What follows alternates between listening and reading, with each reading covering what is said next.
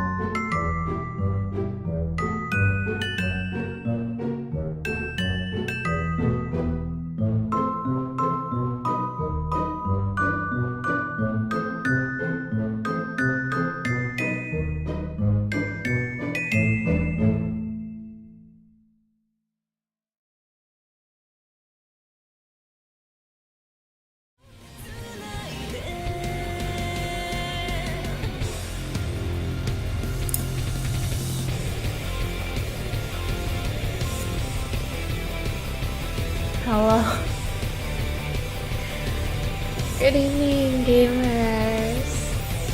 Hello, Tutu, Evan, Nicole, Young Moon, Oliver, welcome. You know, there's a thing I was gonna go to, but I ended up just taking a nap instead. May or may not have just woke up. So I'm eating a quick dinner right now.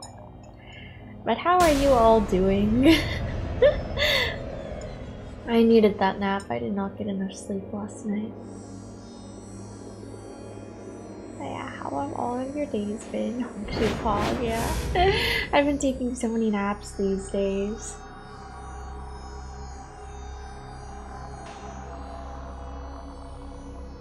Tired.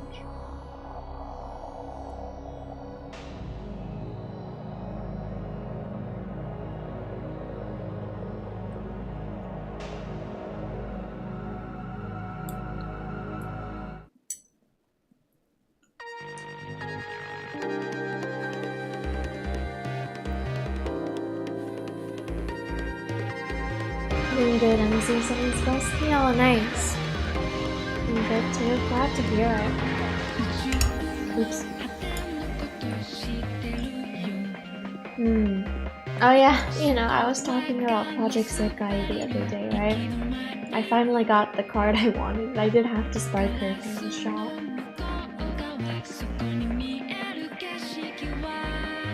I got to 240 points. I mean, I guess she's home now, but man. Man.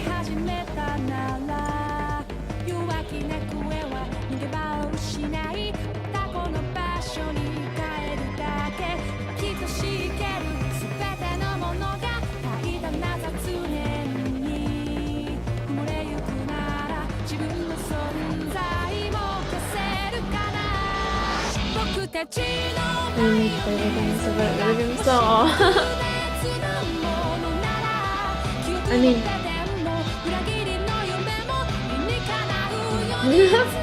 if you keep at it though, you should get better. Also, I'm eating like frozen yakisoba with egg.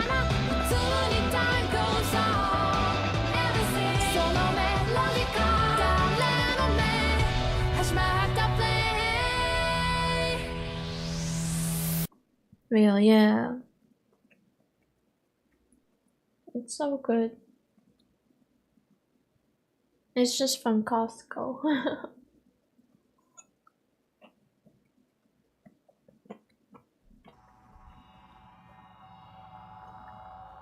Whose eyes are those eyes? Hello G6, welcome.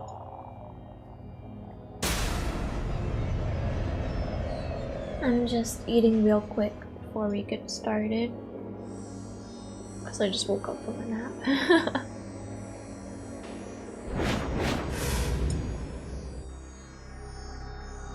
But how have you been?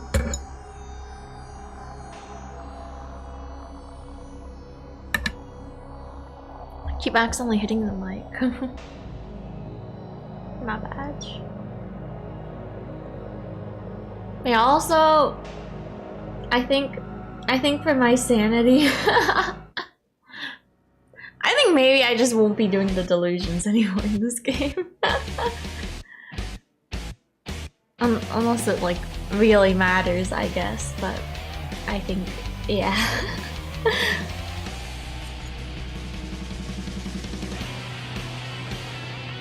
We've seen what kind of a guy he is.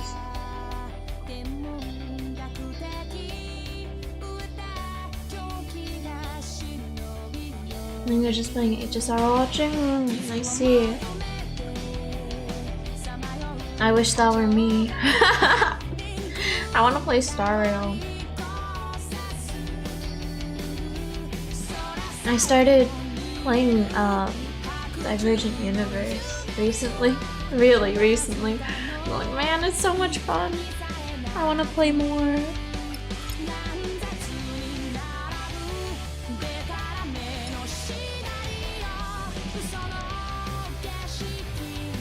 Okay, Xiang. I need. Maybe I'll stream next week. Oh, yeah, I guess she's out now, right? Patch is so good, facial so cool.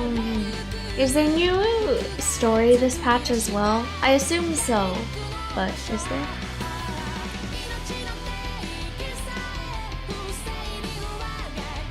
Yeah, I got her for like a month and finally nice. Yeah, I see.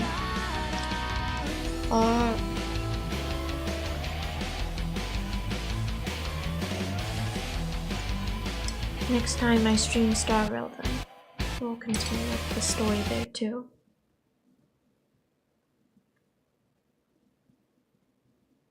You'll never roll Robin?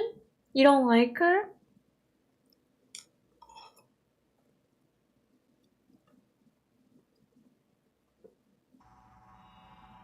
I love Robin personally.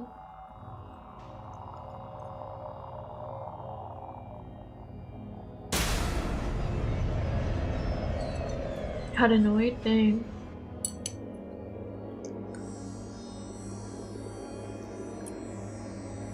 I do be like that.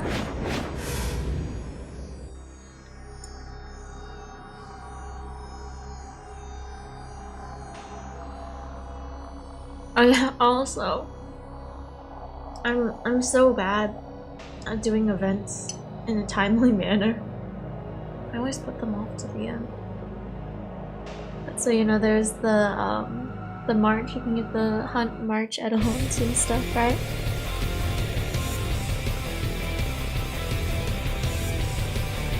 I was trying so hard to rush through and make it in time, but I could not get all of the limited rewards.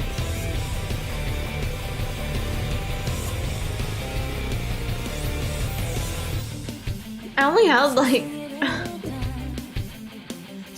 maybe an hour and a half before it was gonna end, so I was like, there's no way. I still got some of the jades from it, so.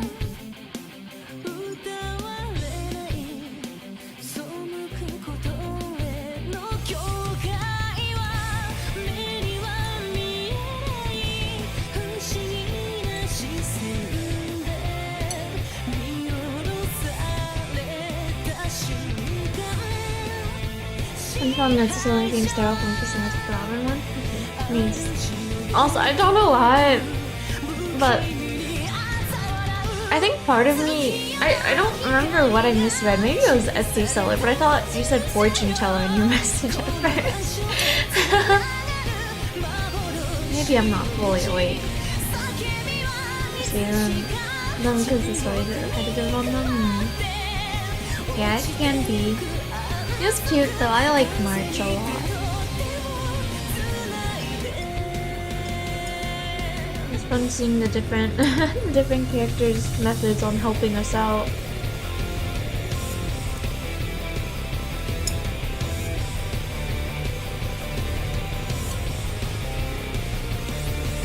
It's kind of funny also. Silver Wolf just keeps on appearing everywhere in all these events.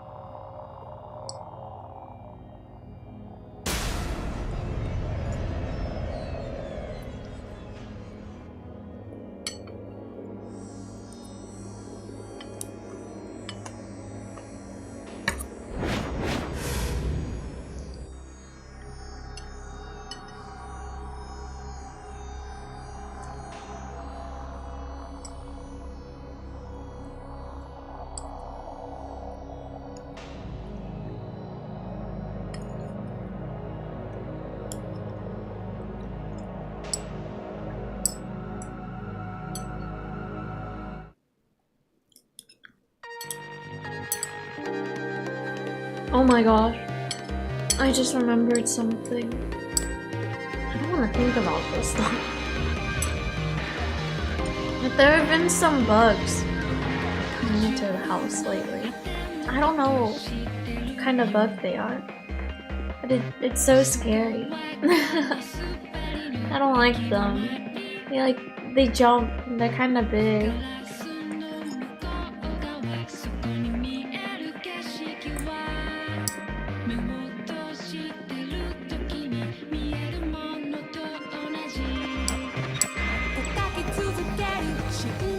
Yeah, I know, right? And I'm like, man, I kind of wish I could leave it to my cat to kill them or something. But she usually just ends up playing with the bugs she sees instead of like attacking them, you know? She's silly like that. But last night there actually was a bug, and I was like, I do not see it, you know? Like, I closed the room, the door to my room, and I was like, I hope she'll take care of it. And I think she actually did, because when I went back out later, it was dead. And then, you know, I got someone else to take care of the body, but... These types of aliens? I don't know what those are, but I feel like I would not want to look them up.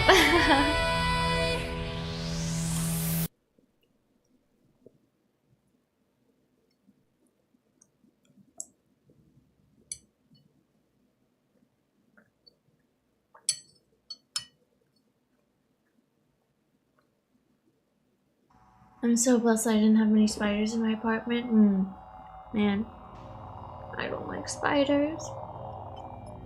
I have no idea what kind of bugs these bugs are, though. Part of me is like, are they cricket? I don't know what crickets look like. I don't know if I want to know. But they're kind of noisy. Like, well, I haven't seen the bugs here making noise, but I hear them outside. So I'm like, are they? Hello, Kit. Welcome. How are you doing? Head bug Pokemon eye, please. I guess bug Pokemon are a little different. Some of them are cute. I think I'd still be freaked out though if they existed IRL. Not gonna lie.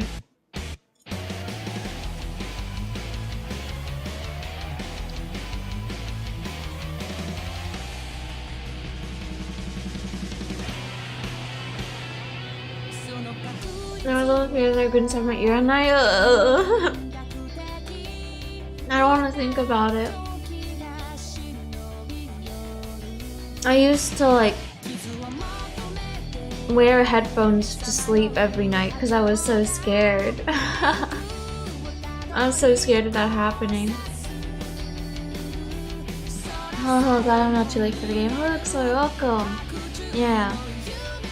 I'm just eating a quick dinner right now because I just woke up from a nap. I'm really cute. Skullfeet is really cute. My favorite Pokemon. I don't think anyone's seen one. I am. Yeah. Whenever I talk about bug Pokemon though, I always think of that one image, you know, where it's like, man, I hate bug Pokemon, and then it's like all the bug Pokemon on the phone, even me, and then like, hey, I saw your tweet, you don't like me, what about me?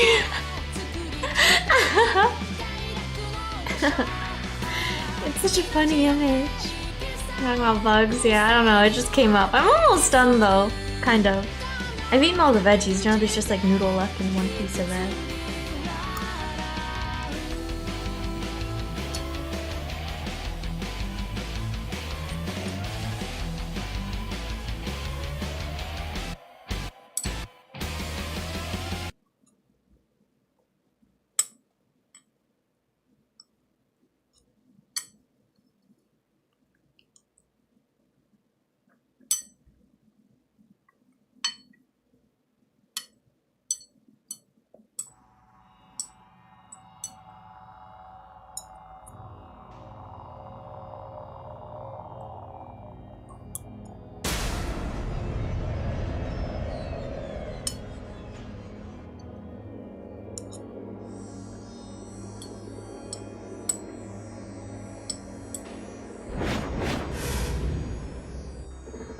Dragonflies are cool.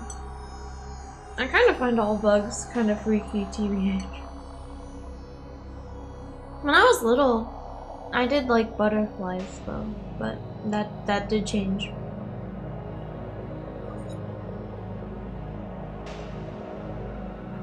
What chapter are you on, KSM? I think we're at chapter 7. That was so quick. Also, speaking of bugs, that reminds me, butterflies specifically. I was walking around earlier today, and I was coming home, but there was just a butterfly, like, you know, in the middle of the street, and it just stopped right in front of me. I was like, ah! I was like, please move, butterfly. I think I did like scream a little bit, but I don't think anyone was around, so I was lucky.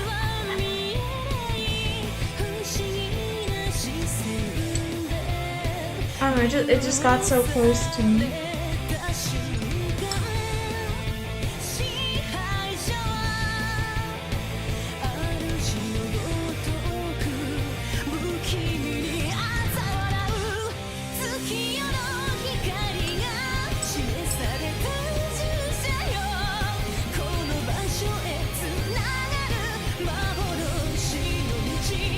Butterflies are the video dragonflies. I butterflies together. I mean, even butterflies, like when you like, you know, when you look closely at them. What if it was a snail? You know, I think I do like snails actually.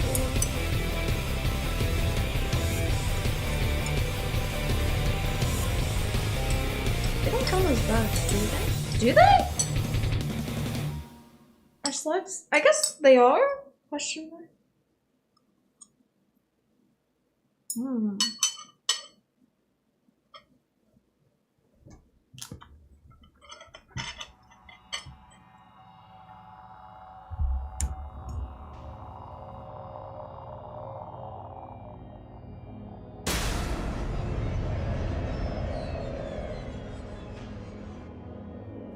I was just thinking the snail from Zero Escape. Oh, I see. I who said no one ever. That reminds me. There's this one time when I was younger, I had this like phase where I enjoyed sleeping on the floor. Like I had like a blanket, you know? But there's one time I like felt something on my arm, and so I like shone my light on it, but it turned out to be a cockroach. Ah! So I ran out of the room, and then I like I rinsed my arm under like really hot water for several minutes. I was like, ah, so gross. And then I proceeded to not sleep in my room for several days, just hoping it would be gone. So I think it's perfect time to replay them. I've never seen a cockroach. You are lucky indeed. Oh, they're so gross, so gross, so gross, so gross, so gross. But yeah, okay, I finished my food. Yay! Let me drink some water and then we can go back into the game. I'd have freaked out. I screamed so loud. It was, I never want to experience that again. Never, ever, ever, ever, ever.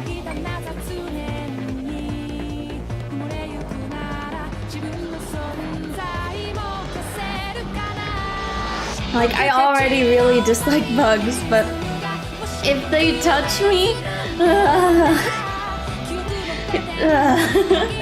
I don't want to think about it. I really hate them.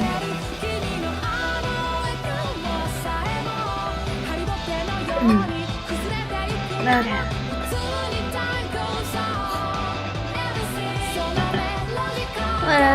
Let's go gamers.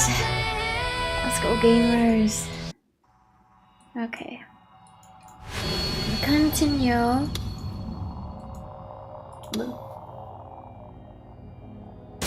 So much stuff happened last time. We really got through a good amount. These are super important. Yeah, they are. They still freak me out. Sometimes, well, okay, it hasn't in a while, but in the past, TikTok would randomly show me like beekeeping videos. It's like, I did not want to see this, you know? I don't know, they freak me out. So I would do the like not interested. Please don't recommend me this content anymore. Like, you know, it is kind of interesting, right? But like I really don't like seeing them. It's the same logic with like I hate looking up like bug bites and stuff like that. Cause usually they show an image of the insect and I'm like I was not prepared to see that. I was not ready. Wasp killing videos. Wasps are scary.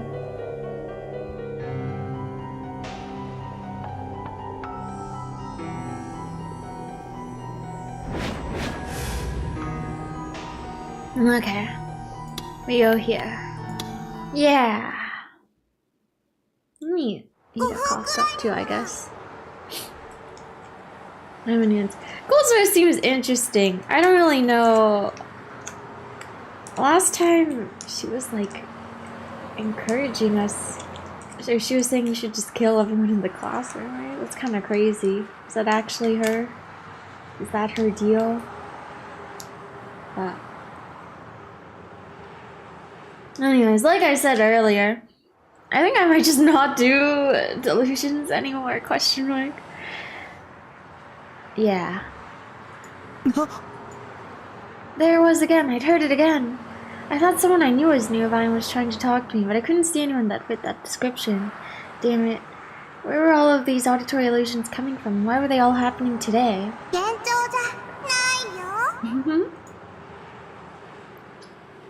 She's just talking in her head.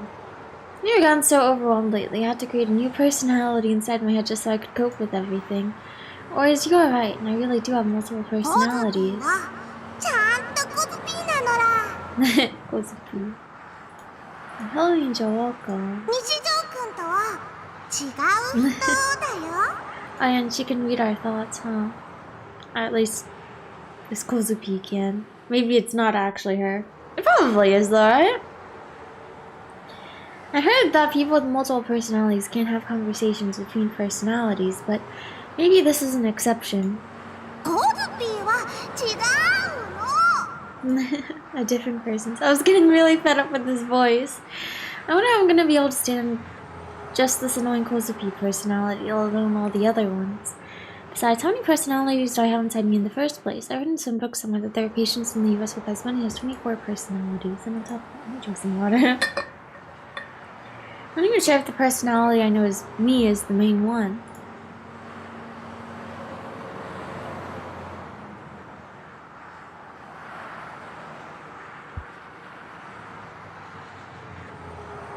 Maybe the original personality that owns Nishijo Takumi's body isn't actually me. As I stood there, frozen and dumbfounded, the transfer student poked my shoulder with her finger. When she poked me, she tried to mumble something, but hadn't ended up saying anything, so instead of speaking, she decided to timidly raise her hand. Oh! I feel like I do this a lot. I raised my hand. I tend to raise my hand to speak. Even in like normal social situations, we wouldn't need to. Like, can I have a turn? Am I allowed to speak?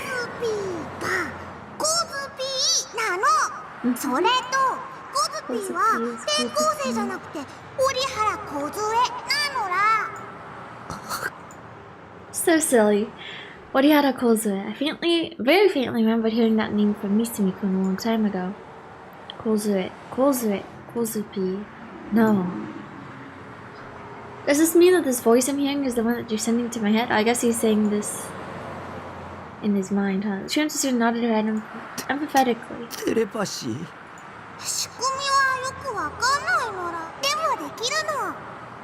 Is a hint to get people's attention before speaking? Yeah.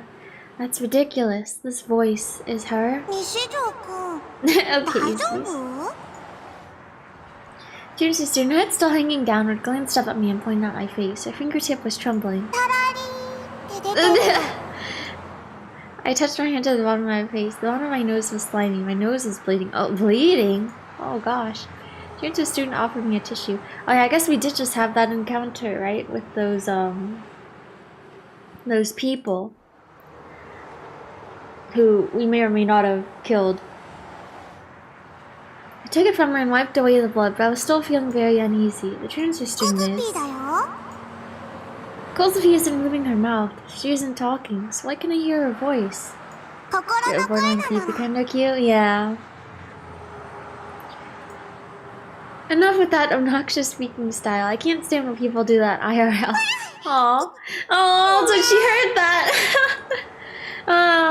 Wait, you can hear my inner voice too?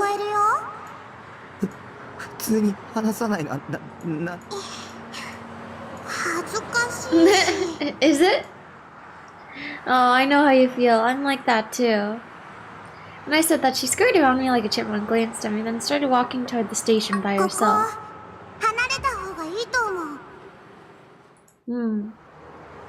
Why? Confused, I followed her.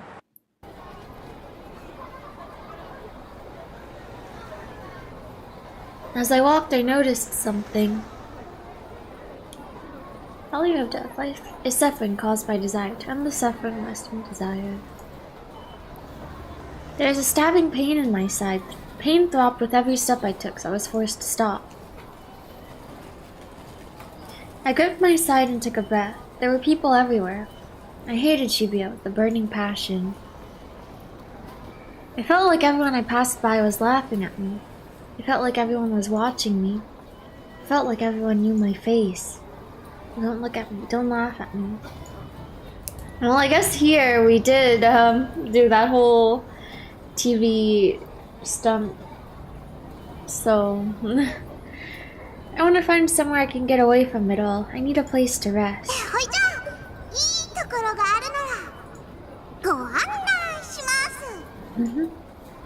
The energy in Kozupi's voice now is a stark contrast to the few times we saw each other at school before. And even though she doesn't talk IRL, her inner voice has energy to spare, to say the least, yeah.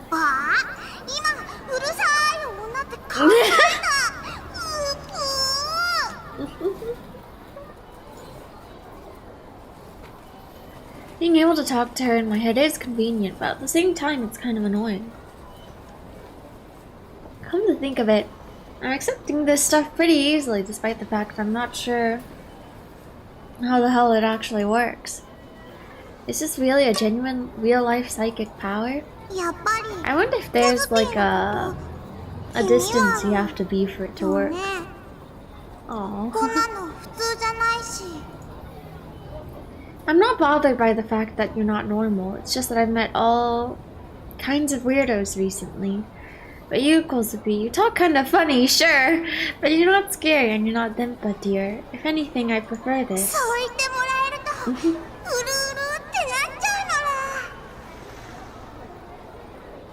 Aw, as we walked, Kozupi suddenly burst into tears. Startled, I hurriedly gave her back the tissue.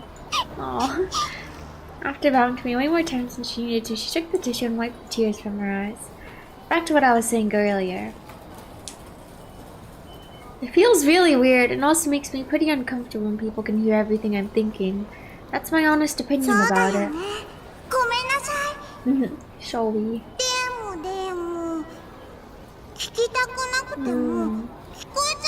Yeah. Is that so? Well, either way, I know you don't want to be told that by an otaku freak like me. I was right. A disgusting guy like me really is worthless. Just as I was about to revert to my depressed state, Kozupi shouted at me with her inner voice.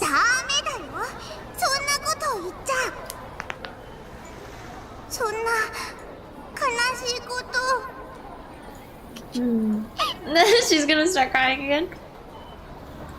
Tears started to trickle down her face once again. Why are you crying? Do you feel sorry for me? If so, there's no reason to. I mean, look at me. I'm so utterly delusional. I create personalities inside my head and treat them like they're actually real people. For example, there's Mimi. Oh, I guess this is proof that she exists.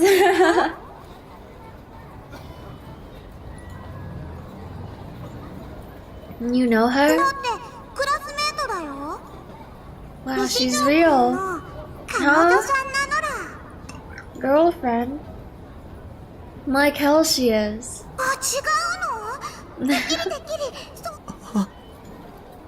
Kozupi knows who Nimi is, which means Nimi is real. She isn't just a delusion. She isn't someone I made up in my head. Nimi really is real. Yeah. So good. And she may or may not want to kill us. I'm so happy.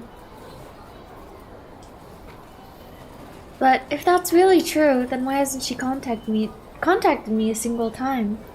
Maybe the Ofen incident really did make her fall out of love with me.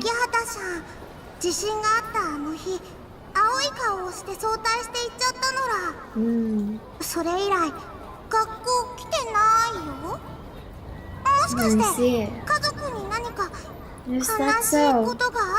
I felt like I'd been saved. Now that I knew that Nimi hadn't abandoned me, I genuinely felt like I was about to burst into tears. If it's really true, Nimi really isn't a delusion, then I actually have a reason to go to school, to see Nimi again. So until I see her once again, I'll try my hardest to... Be careful, Oh?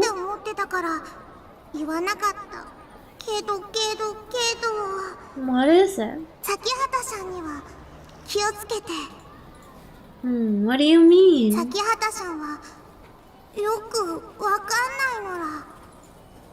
I guess, could she hear her thoughts as well? Again, what do you mean? What do you mean I don't really know her? What, do you mean because of the crucifixion? Or is it that, even though I'm supposed to have been classmates with her since first year, all my memories of her are missing? It's true that Nimi still is a bit of a mystery to me. Oh, you know? Maybe... maybe it's like the flower bed, you know? Or like, when we made it appear, everyone just suddenly accepted that it was always there. Even though we knew it wasn't. Maybe Nimi's existence is kind of like that, huh? Or maybe we did just actually forget her. Who knows? But she saved me over and over again. Whenever I'm scared, she tells me that she'll stay by my side. Oh no, I guess we were able to remember her name when we were at our base and she was there. But she's not my enemy. I guess at that time we were thinking it was another personality, right? Because they like saw a movie together and stuff. Misumi-kun. For some reason, Kozupi looked a bit unstable. Oh, all of that.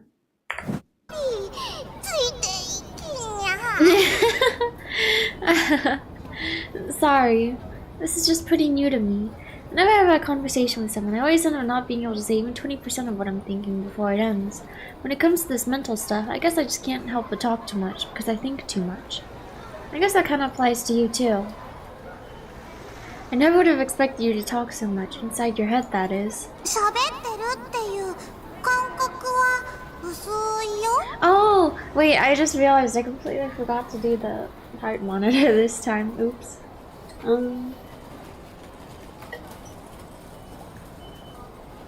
Give me a second. I'm gonna take this plate out also real quick. And I guess I'll set that up as well. I'll start a poll.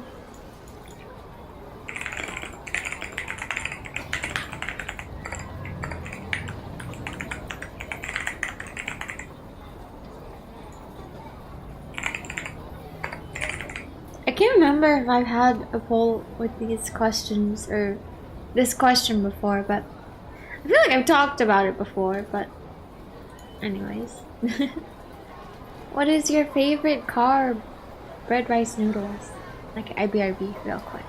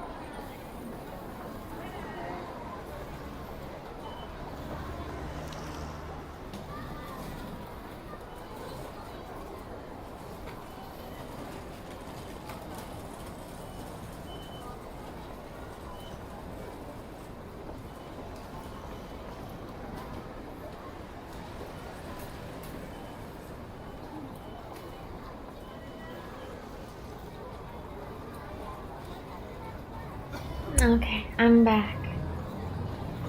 Evenly split right now. Okay.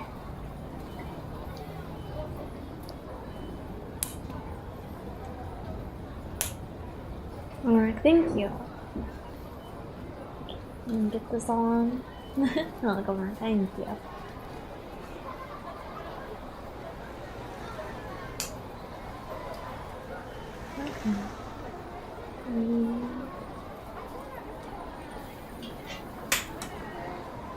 Okay. Ow. I just dropped my phone. I caught it though.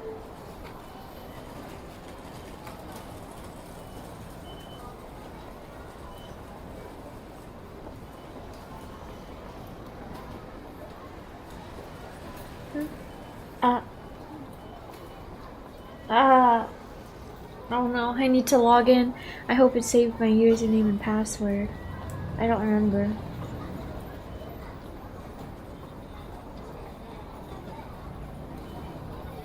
Oh, I think I'm good. Okay. Log in.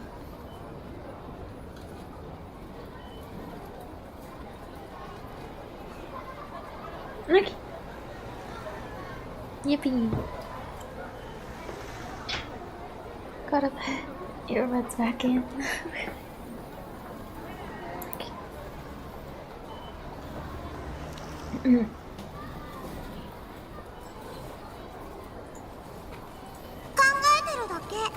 それが流れ込むだけ。相手にはビビーって、相手からはドバーって。I see. 慣れてないと自分の思考と相手の思考がぐちゃぐちゃってなってにゃーってなるの。Oh, the sound effects. But,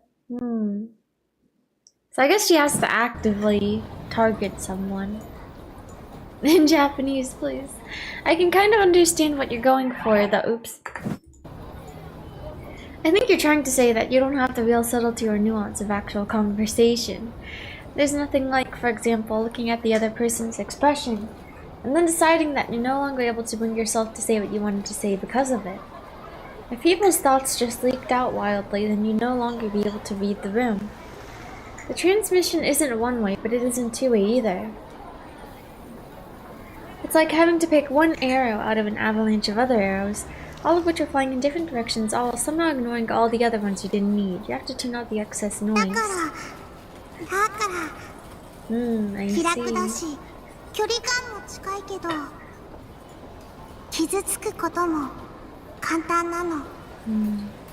Oh man, I guess you can hear what, like, the girls in the classroom think of her and stuff.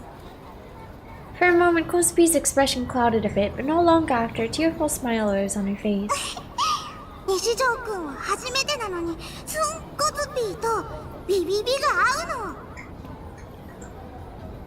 Beep beep beeps. Are you trying to say we're on the same wavelength? Well, I guess it's probably because I do something similar with Seiratan pretty often. Back then, with the three people back then. Oh, in the classroom. Oh, yeah. Oh god, that reminds me. I think I had a really stupid delusion. I guess she saw, huh? All of a sudden.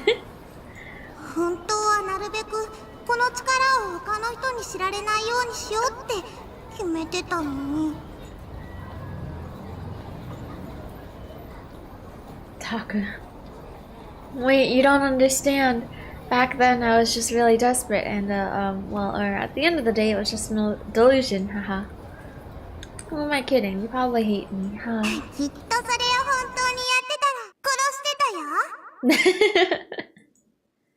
Huh? She's such a disturbing thing so innocently. The contrast between the two extremes sent a chill down my spine. I wonder if she's killed anyone in the past before. Remaining silent while still communicating in our heads, the two of us passed the center guy and came out on Inokashira Dori. From an outsider's perspective, do the two of us look like a brand new couple? Walking in silence without even looking at each other.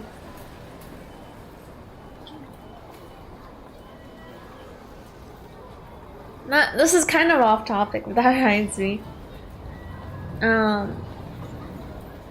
I saw this like street interviewer TikTok person a while ago. But he like started talking to this guy and girl and like he assumed they were a couple. But and then like I think he asked them like what they thought of each other and stuff. And then he was like, so when did you guys start dating? And then they were like, from today. They're like, from now on. It was like, oh, you were like a brand new couple. So silly. What? Kosuke let out a crazy loud gasp next to me. Her eyes went wide and she looked up at me. No, it was just a random thought. Yeah. 西条くんにラブラブだ告白されたかと。 Sorry. I knew it. It really does suck trying to think when someone's listening to every thought you have. Whenever I was talking to Kozupi, it would probably be better for my overall health if I avoided any unnecessary delusions as much as possible. 聞きたいな。先週の西条くんがテレビに出てた時のこと。So that really was real. Even if I told you, you wouldn't believe me. それ決めつけ。うぐコズピーはあの時下にいたんだよ。 Not at Scramble Crossing down below. スクランブル交差点、ハチ公口の改札前、ちょうど通りかかって。あの時ずっと西条くんの声、ナナミさんを助けたい、助けなきゃ聞こえたよ。 Did my inner voice really reach that far? It's a surprisingly long way from the roof of Ophron to the ticket gate at the それだ station. けあの時の西条くんの思いは強かったのら。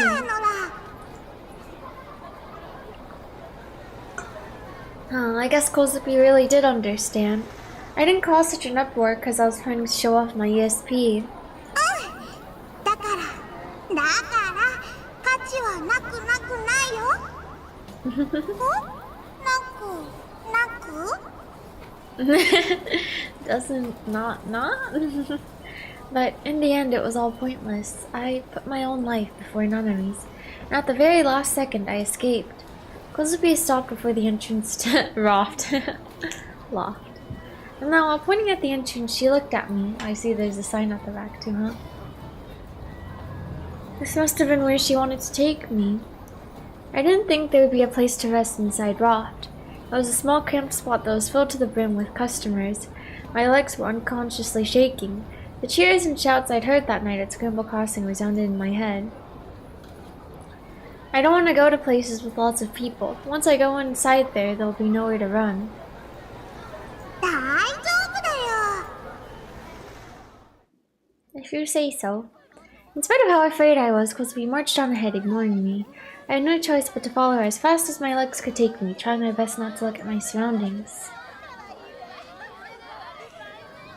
As we got on the escalator, Kozupi looked back at me standing behind her. She was standing one step higher than me, putting us at about equal height. ナナミちゃんは助かったんだよね。だったら西条くんが頑張ったおかげだよ。 My power isn't what saved her. I might as well have done nothing at 屋 all. 上からで何をしようとした？ビョーンって The 飛ぼうと sword. したのかな。 The sword. No, I was trying to get the sword. It was a delusional sword, and it blended right in with the scenery I saw from the リ rooftop. ゾード？ A D sword. I was told that I could reach out and grab it, but I couldn't. なんで I shouted that aloud without thinking. A couple passing by on the escalator gave me an irritated look, and I frantically slapped my hand over my mouth. Kozupi, how do you know what a D sword is? コズピーも持っているもん。 Oh, really? Wow. As soon as we got off the escalator on the 5th floor, Kozupi casually raised her right hand above her head. Right in the store, huh? It was like she was trying to shade herself from the radiant glare of the sun using her hand. Not surprised. As if it were running along her hand, light suddenly appeared in the air. No, it wasn't light. It was closer to lines. If I were to describe it, it'd be similar to wireframe. Countless rays of light intersected in the seemingly empty space, before eventually forming a shape akin to that of a snowboard. And then several streaks of blue light, more fiercely brilliant than any of the wireframe lines, ran across the entirety of it. Kozupi then clasped her open hand. Wow. Hers looks different, huh? Immediately following this, what had originally been wireframe, appearing as though texture had been applied to it, transformed into a massive, solid, seemingly cold to the touch metal plank. It looks so dangerous. Okay. The shape was far too different from the one Senna and Ayase possessed, and yet, even so, the aura about its body was the exact same. It was too sinister to be called a board. It was too unaffected to be called a sword. It possessed a pure, unadulterated savagery, one which intermingled with its destructive nobility. Looks like a shield design. It kind of reminds me of like both like a chainsaw and a cleaver. She held it in the air with incredible ease.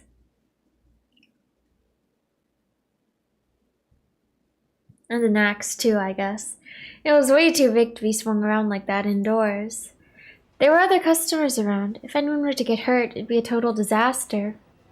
Kozubi's behavior was making me really nervous. You know, honestly, I would be scared. I would be really scared. It seems a little out there. I wasn't sure if it was because she knew I was afraid, but Kozubi recklessly lowered her sword and spun around on the spot. She looked like she was having fun.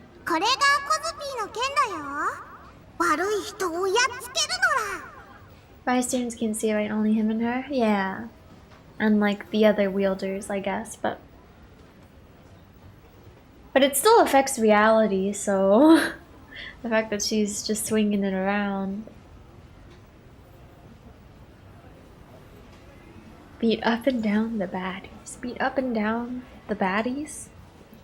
Those words made me feel uneasy. Something bothered me. Did she kill those people? What I remembered was the smell of blood. I remembered the scene of the Dokyuns lying down in a pool of blood.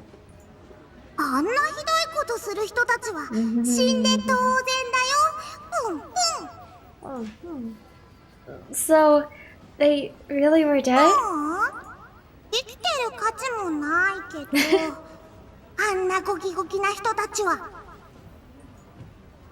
Cockroaches?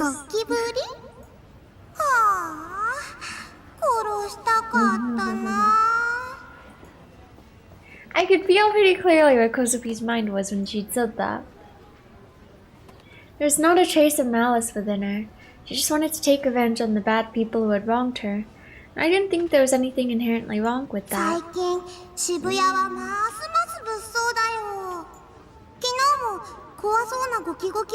Crash baby.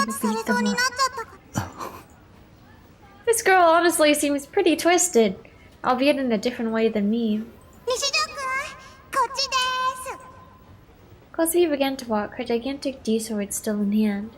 She was pretty short and her arms were really thin. She didn't look like she could even lift a feather. And yet, despite all these things, she didn't show any signs of her sword weighing her down. In fact, her steps were light and springy. I covered my eyes again and again each time the tip of the sword nearly collided with passing customers or products on display. Miraculously, though, it didn't end up hitting anything. Well, that's good at least.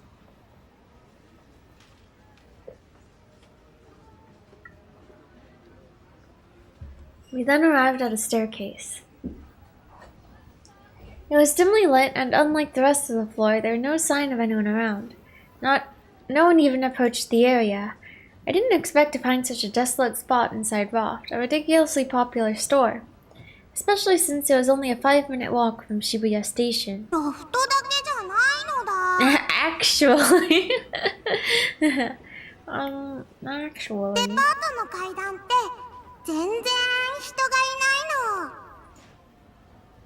You only moved here a few weeks ago, and I've been living here for almost 2 years. How exactly did you know about this? But I didn't. Every day.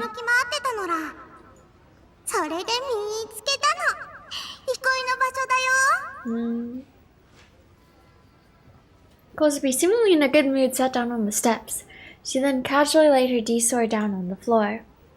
I had a pain in my side that was becoming unbearable, so I decided to take a break as well for the time being. Big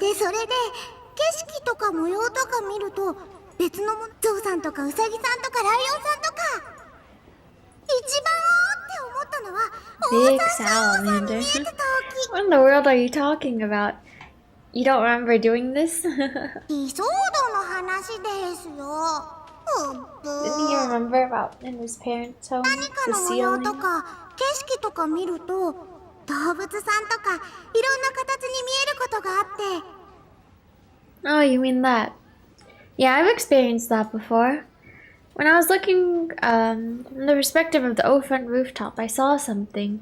I saw a D sword blending into the scenery. はい、ピンポンです。コズピーが最初に見えた時はハムポンポンが死んじゃった時。 When Ham Pom Pom died. Ham Pom Pom? 小学生の時飼ってたハム Oh, I スター。 see. ほいでハムポンポンのお墓を作ってあげようって土手に行ったのら。 Uh-huh. でもスコップ忘れてお墓作れなくてうみゃーって泣いていたら、お空にこの剣の形が見えた。それからはいろんなところでよく見るようになったのら。 How did you actually get your hands on it? In the end, I found my sword, but I couldn't take it. No matter how hard I tried to reach for it, I couldn't grab hold of it. ただ願ったんだよ。 Just wished for it. You wished for it. Like what? That you could have it? If that's what you did, then I did the same thing. Stopping my thought in its tracks, Cosby looked up at me and shook her head 違う faintly. のら。願ったのはね、殺してやりたいっていうこと。 I see. え？ Was her hamster killed, maybe? Did she want revenge? Her inner voice echoed clearly in my head. I hadn't misheard her. She'd said it very clearly. Cosby wished to kill, and she'd been beaming as she said it.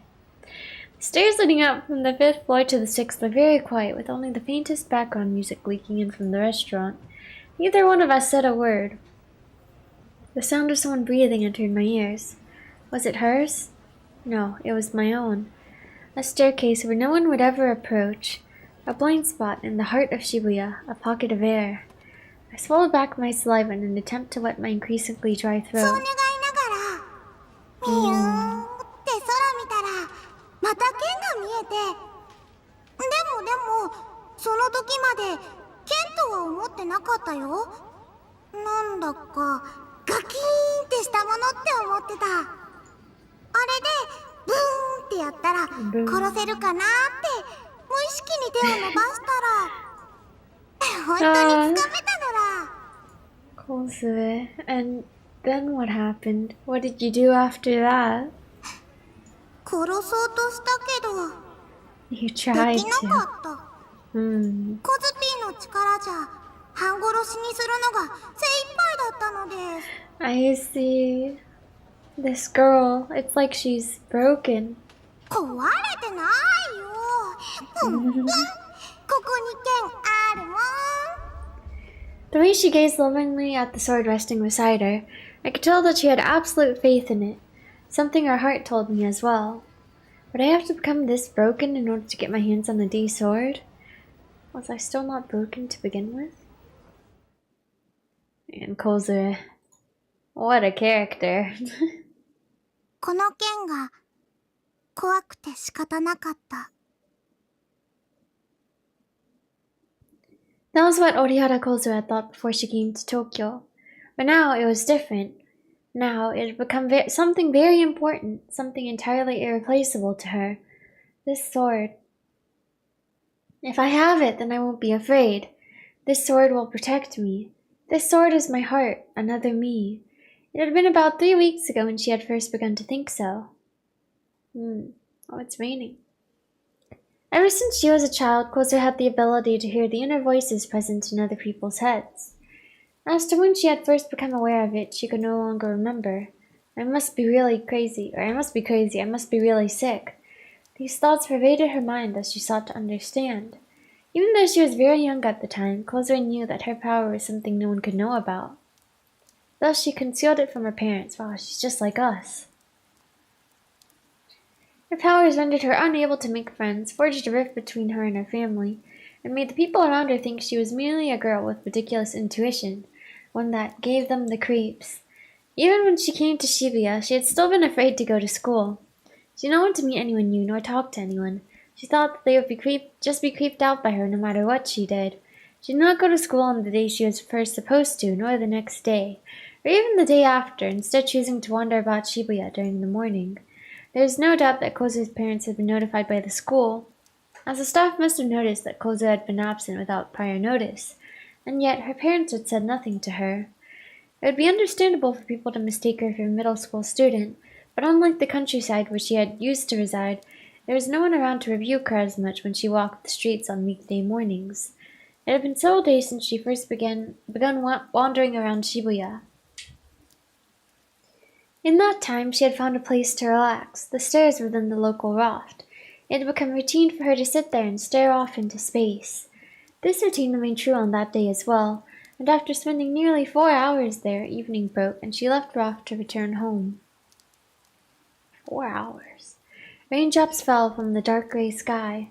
Kozo did not have an umbrella, and yet, without looking up at the sky nor once fretting about getting wet, she timidly stepped out into the rain. At that very moment, something entered her field of view. Oh, the world is ending. A sign with that message written upon it. Soddened by the rain, the handwriting had blurred. The person holding the sign was a lone, lifeless, homeless man sitting on the side of the road under the pouring rain. You've seen him in several scenes before. His head hung downwards so that none could see his face. Perhaps he was dead. That person. Seeing him as though it were a mirror image of herself sitting on the stairs, Kozo seized her stride. Oh, cute outfit. Guess these are her casual clothes. For a moment she hesitated. He was just a stranger, a homeless man she had never seen before coming to Tokyo. Just the mere sight of him brought a feeling of revulsion. If I talk to him, what if something terrible happens to me? Such anxieties pervaded Kozo's mind. But what was far stronger than that anxiety was Kozo's strong urge to kill the man. It was an all too sudden impulse, one that struck Kozo with the feeling that if she went through with it, she would be killing herself as well. And so, after hesitating for one moment longer, Kozo sent the man the voice of her heart. 世界は終わるの? I guess talking to him in his mind. The man's shoulders twitched. He was not dead. Slowly, he raised his head. His cloudy eyes, peeking out from between sodden banks, looked up at Kozo. 終わるよ。Kozo's eyes widened slightly in surprise. Not at the fact that he had just confirmed that the world was ending, but that the man had replied at all. She had not been expecting a reply. The person to whom she would send her inner voice to would rarely respond well. Instead, they would face immense confusion, write it off as an auditory illusion, or shudder in terror before walking away with a hurried pace. Even if she did succeed in communicating with them, it was difficult for the other party to send back a reply in an orderly manner. People's thoughts are way too chaotic and disorderly, and yet the man's expression did not change. He had simply answered Kozo's question with an incredibly short response. The heart Kozo felt through the man's voice was laden with a deep sadness.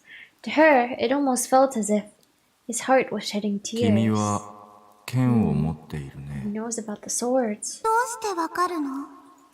君のような子を他にも知っているから。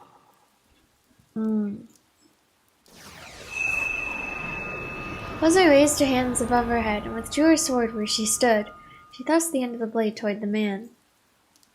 He still speaks like an idiot. He does kind of look like Takumi, 見え yeah. るの? 見えないよ。 You can't see it though. どうしてわかるの?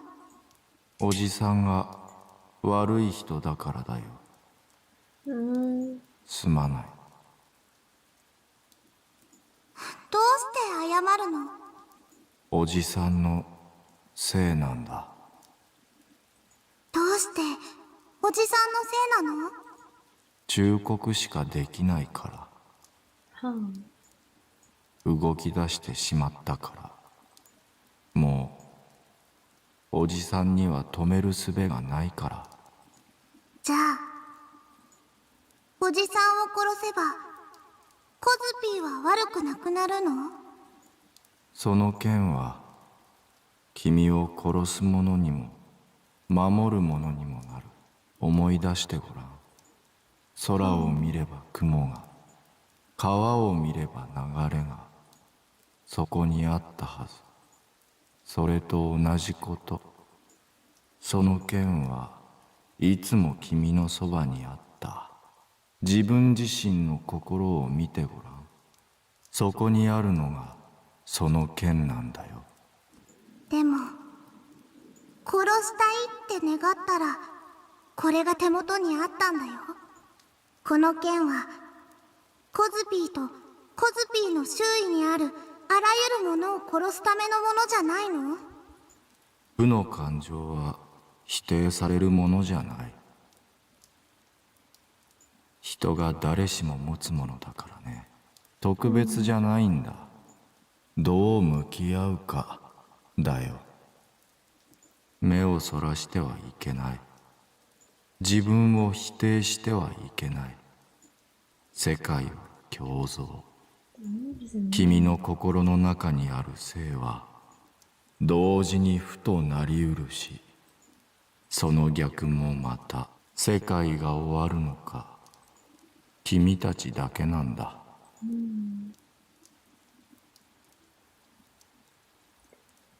In the end, Kozu had not killed the man. The urge had, for some reason or another, ceased to be as the man spoke to her.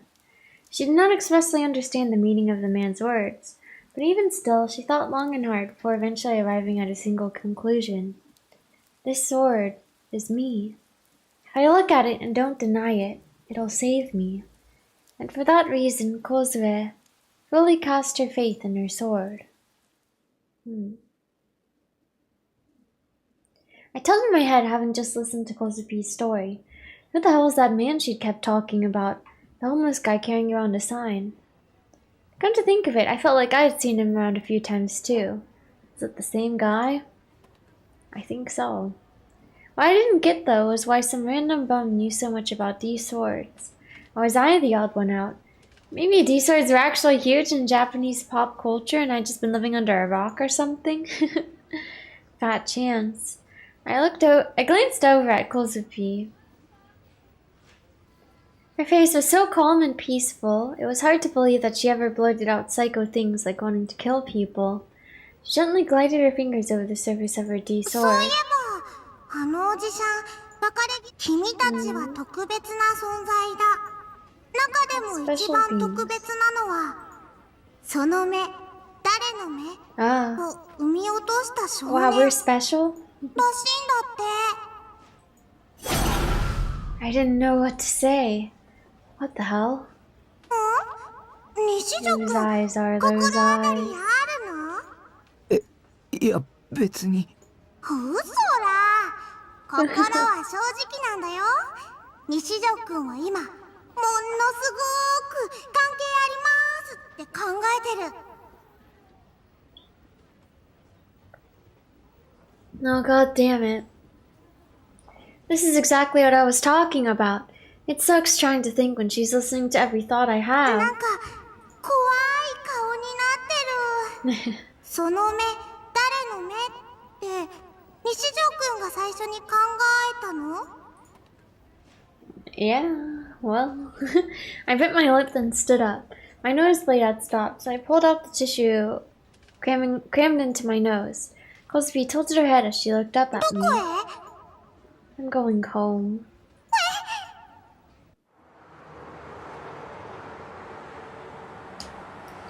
Even though my sides were still killing me, I ignored the escalators and elevators and took the stairs down to the first floor instead. It was much easier to dodge the crowds and make my way outside that way. Teary-eyed Kozupi timidly followed behind me. コズピー、何か怒らせるようなこと言ったかな？ I disregarded Kozupi's question. I was too focused on trying to sort out the thoughts in my head. Oops. That homeless guy she'd met, could he have been one of Shogun's comrades? And what the hell is up with him mentioning whose eyes are those eyes? Who had he been talking about when he'd said the boy who birthed whose eyes are those eyes? Me? That couldn't be right. I wasn't even close to special. Being a hero just wasn't in my blood. The story so far show how these girls got these powers, or they just got it with sword, like mind reading. I guess they mostly just talked about how they got their swords and stuff, you know. I mean, I couldn't even get my hands on a damn D sword.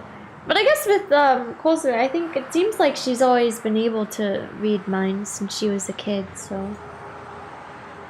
I was just an average Joe, villager A, and I wouldn't have it any other way. It rhymes.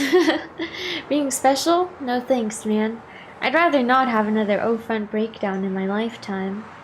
So that begged the question, who was that boy? I considered the real culprit behind Nugent cases, Shogun. No way Shogun was anything other than an old man, but his voice and body made him seem like a kid more than anything. Pretty much everything about him screamed how abnormal he was, how he was someone special. 2 of the 6 current Nugent cases had whose eyes are those eyes appear at the scene of the crime in some capacity. I used that phrase quite a bit, but only ever in my own head. They barely even meant anything, so what the hell were they doing in all those places? Was there an actual reason hidden in there somewhere? One that would reveal why Shogun was so persistent in coming after me? Maybe the homeless guy had some clues I could work with. I imagined he was still somewhere in the city carrying around his cryptic sign. I should look for him. So I look for him. Then what? I paused for a moment, then shook my head in denial of what I'd been thinking. What good would it do to look for him? It was a whole lot more likely to just put me in harm's way. For all I knew, that guy was one of Shogun's minions, only there to lure me into some horrifying trap. So if I just cruised my way over to the guy, there was a strong chance it would just trigger another quest. I didn't know if I could handle that. I was already sick to death of all the pain and terror I'd been going through lately. And my suspicions didn't end at the homeless guy. I was even suspicious of Kozupi. She didn't really have any reason to, and yet she was speaking to me with her inner voice. Why was that? Had she been under orders by Shogun to approach me, just like Yua?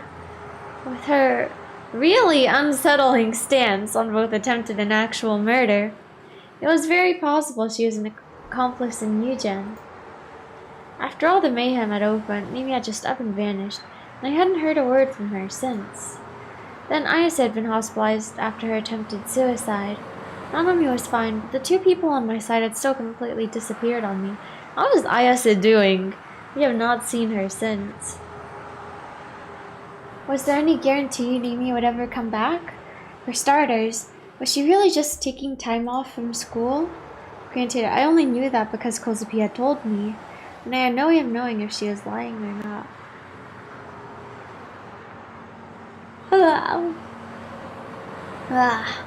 Well, my hair stood up on end, howling at me that something was off. In the end, me and my world were all too empty, hollow. There was nothing left to believe in. Nothing that didn't seem like a lie. Paranoid. Kozupi was standing right behind me. Her inner voice was as carefree as always. Her brutal-looking D-sword sat comfortably in both her hands as she carried it around. Then she cast an upward glance at me. I averted my eyes. Are you my ally or my enemy? Which is it? Did you come here to kill me? Just what?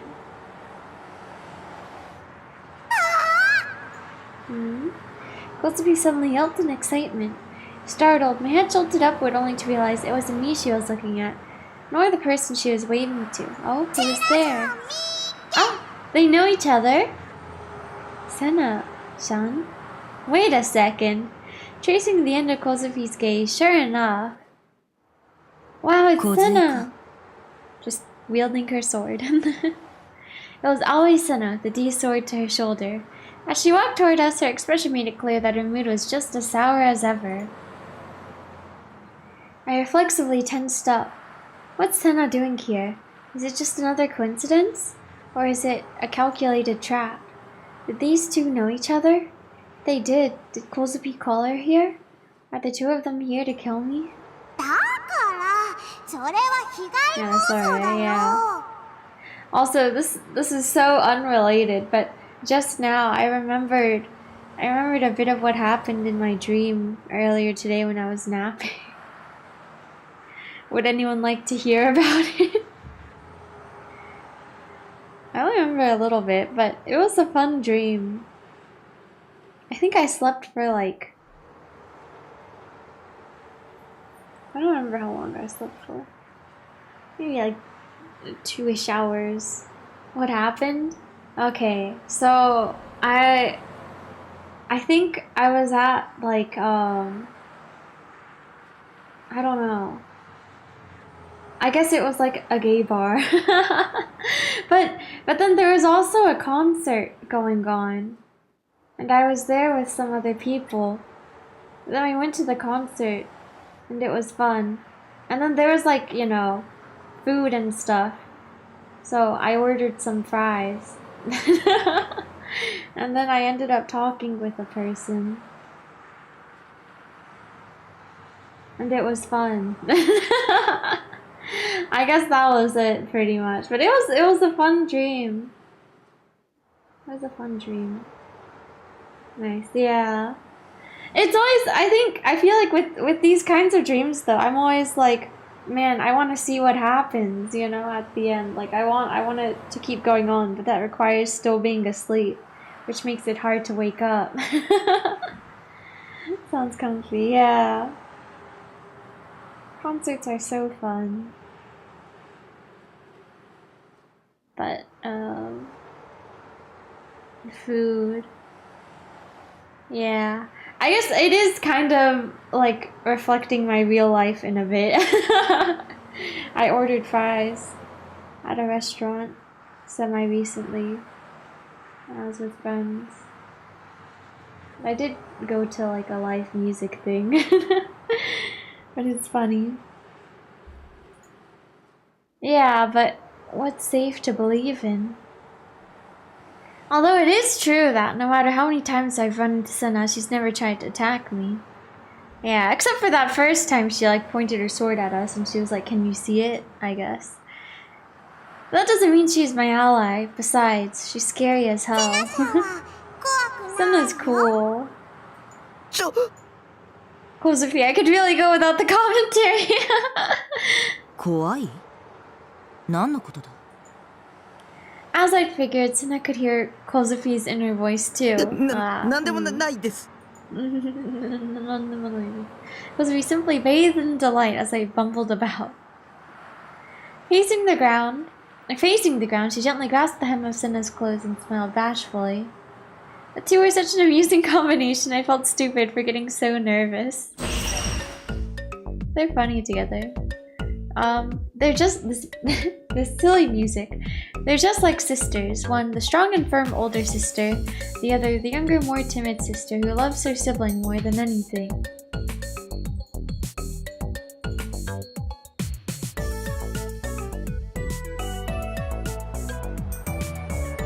Takumi. What a Kozufi reads my mind again. If I'm not careful, I could easily die here. I guess she has been talking about killing quite a bit, huh? Maybe she poses more of a danger than Senna.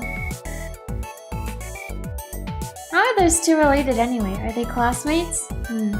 Maybe not, since they're in different grades and all. Is there something connecting the sorts of people who have swords? Are the two of them Shogun's underlings? I put myself in the cat stance in case they had to escape at a moment's notice. Cat stance? What that specifically entailed was standing with my heels raised off the ground. I see. That would allow me to speed away like a cat if the need arose. Maybe.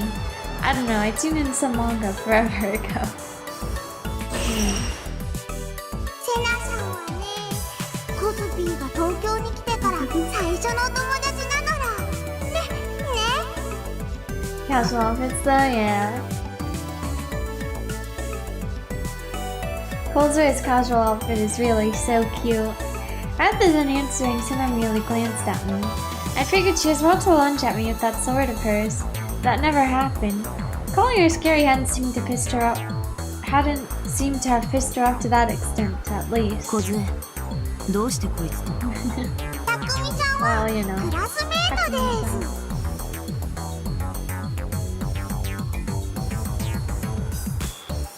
Takumi-san? ほいでね、たくみさんはコズピーの剣が見えるんだよ。それは知っている。こいつもギガロマニアックスだ。 Gigalomania. Gigalo what now? ギガロマニアックス。理想度が見える人のこと。 Oh, I たく see. みちゃんもそうだよ。 A Gigalomaniac. Who in the world decided to name it that? Given it has a name and all, maybe these powers aren't all that in common. セナさんはガルガリ君買いに行くとこなんですね。 Popsicle. それは This face. On the sounds of it, Kozuki had read Senna's mind. Speaking of, I'd seen Senna eating crunchy coons in the past. With winter right around the corner, I wasn't sure why she'd be eating popsicles of all things. Guess she just really liked them. ほいじゃあみん Oops. なで一緒に行きましょう。 Announcing that with her inner voice, Kozuki clung to Senna and pulled her たくみ along. ちゃんも早く。あ、いや僕は Let's go get popsicles. I tried to turn her down so I could get out of there already, but... Kozuki started tearing up almost immediately. Her teary eyes looked up at me as she silently pleaded with me. On top of that, Senna was glaring at me like she was ready to rip my throat out with her teeth at any moment. ついてこい。お前にもおごってやる。 Wow, yay! It looked like Kozuki had scored a critical hit on Senna with her teary assault. Urging me to follow, I reluctantly trailed behind her, heading toward the convenience store right behind the police station. Yay, popsicle! After buying each of us a crunchy-kun, we sat near the handrails in front of the police station, nibbling away at them. While Kozuki looked delighted as could be, Senna's air of indifference remained the same. I was stressing out. The police are right there in the station in front of us. And yet, despite that, they paid no mind to the fact that the two people with me were in utter violation of the Swords and Firearms Control Law. The police are supposed to police people. The girls were right in their line of sight, but they didn't even try to arrest them. In fact, they didn't even care enough to slap us with a warrant. Well, I mean, they can't see them, so...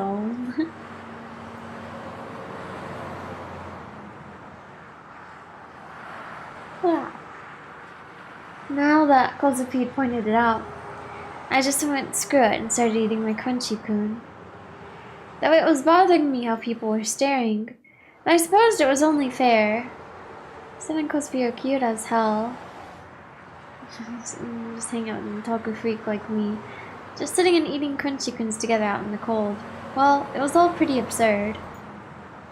Maybe I was overthinking it. I think you're overthinking it. I couldn't block out the snickering in my ears. Was I just hearing things? Was it another auditory illusion? Or was it just Kozuki laughing? I didn't want to stand out. I didn't want to be looked at. I was afraid of people gazing at me. I probably should have worn a hat. Seriously, I really wanted to get out of here this second. I continued hurriedly eating my crunchy-kun so I could leave already, and every bite left my body feeling even colder.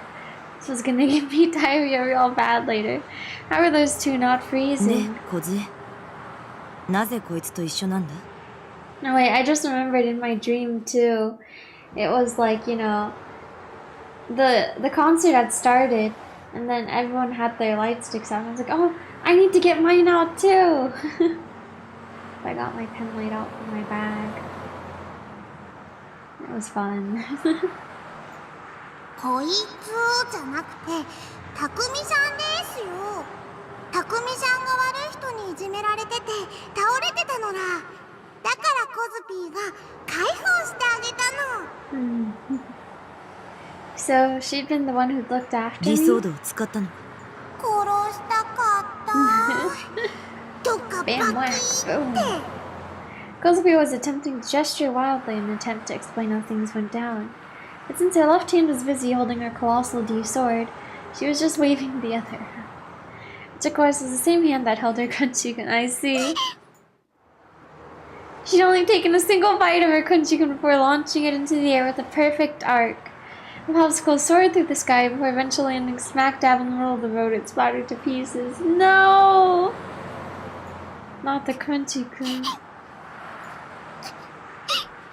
Because he was on the verge of tears as she stared at what remained of her popsicle. うかつな真似は避けろと言っただろ ごめんなさい。wasted food, Boogie. お化けが出ちゃう。アイスのことじゃない。ディソードのことだ。Kunchi-kun will forever be in our hearts, yeah. Senna held out her half-eaten Kunchi-kun to Kozuki, seemingly given up what she had left. Still a bit teary-eyed, Kozuki smiled as she accepted the popsicle with a bow of her head. Color me surprised. I guess even Senna had her moments. でも悪い人には罰ゲームをするのが当たり前だよ。 A punishment. Speaking of those assholes, who exactly had turned them to mincemeat? Kozuki? Or me? たくみちゃん、Yeah? セナさんはね、すごーく何でも知ってるんだよ。Uh-huh. リソードっていう名前もセナさんに教えてもらったのら。あとリアルブータ、あれれ、ブッダ、リアルブート。 Real boot. あ、そうそう。 The hell did that mean? I never heard of that before. That was just as cryptic as the gigolo whatever thing from リアル before. ブートしてない件は誰にも見えなかったはずなのにね。セナさんにだけ見えてたの。リソードが見える人に会ったの、セナさんが初めてだったんだ。その時はおひゃーって思ってギガロマニアックスだからなんだ。ギガロマニアックスって何なの？さっき言ったのら、剣が見える人だよ。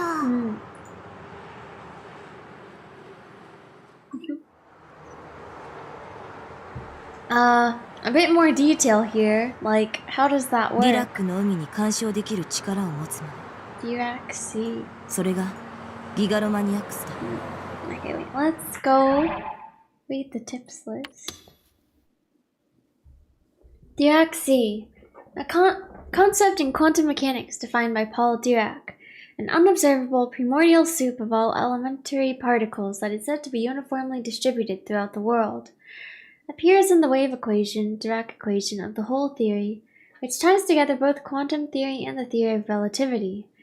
Dirac defines the vacuum as a state in which negatively charged elementary particles are so tightly packed together, no more can be created. This is the Dirac-C. Parallel world. A different world that exists parallel to ours in another space-time.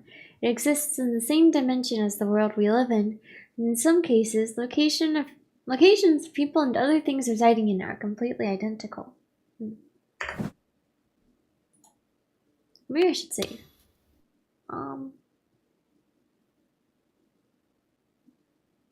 Probably fine to just go up on this one.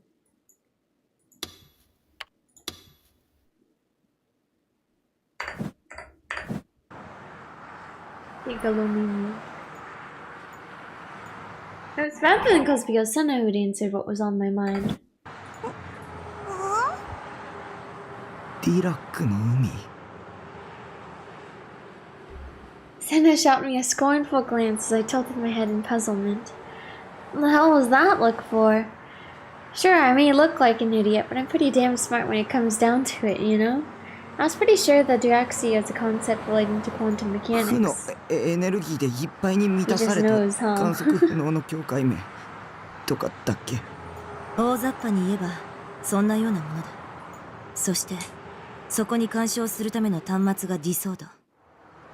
ディラックの海に突っ込んだパイプの先端と考えればいい。ディラックの海とつながっているからディソードも負の物質で構成されている。無限に崩壊している存在なんだ。Let's read it real quick. Matter whose weight is lighter than zero, impossible to observe. Each and every substance in the universe has its own minimum amount of energy it requires in order to exist and maintain stability.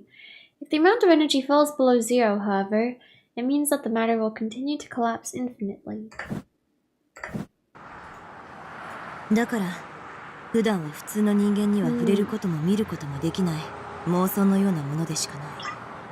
このディソードこそあらゆるリアルブートのためのショートカット的役割を果たす。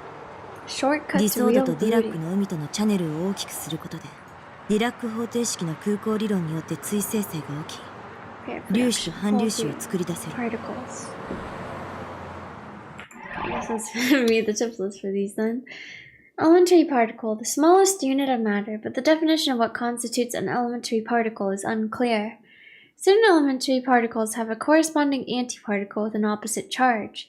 In the whole theory presented by Paul Dirac, Dirac predicted that antiparticles, positrons, would be generated via pair production in the hole created at the vacuum interface.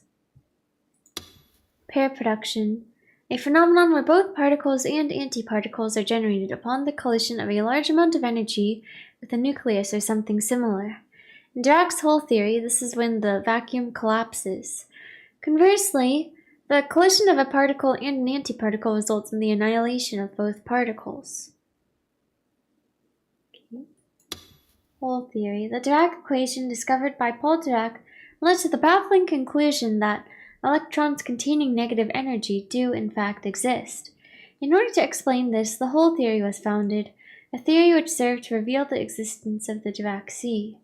A Dirac sea is impossible to observe, as a space consisting of matter infinitely collapsing into itself is not visible to the human eye. However, when a high amount of energy is applied to the boundary of that space, the vacuum interface, the vacuum temporarily collapses, turning those negative electrons positive, and those electrons then pierce through the boundary.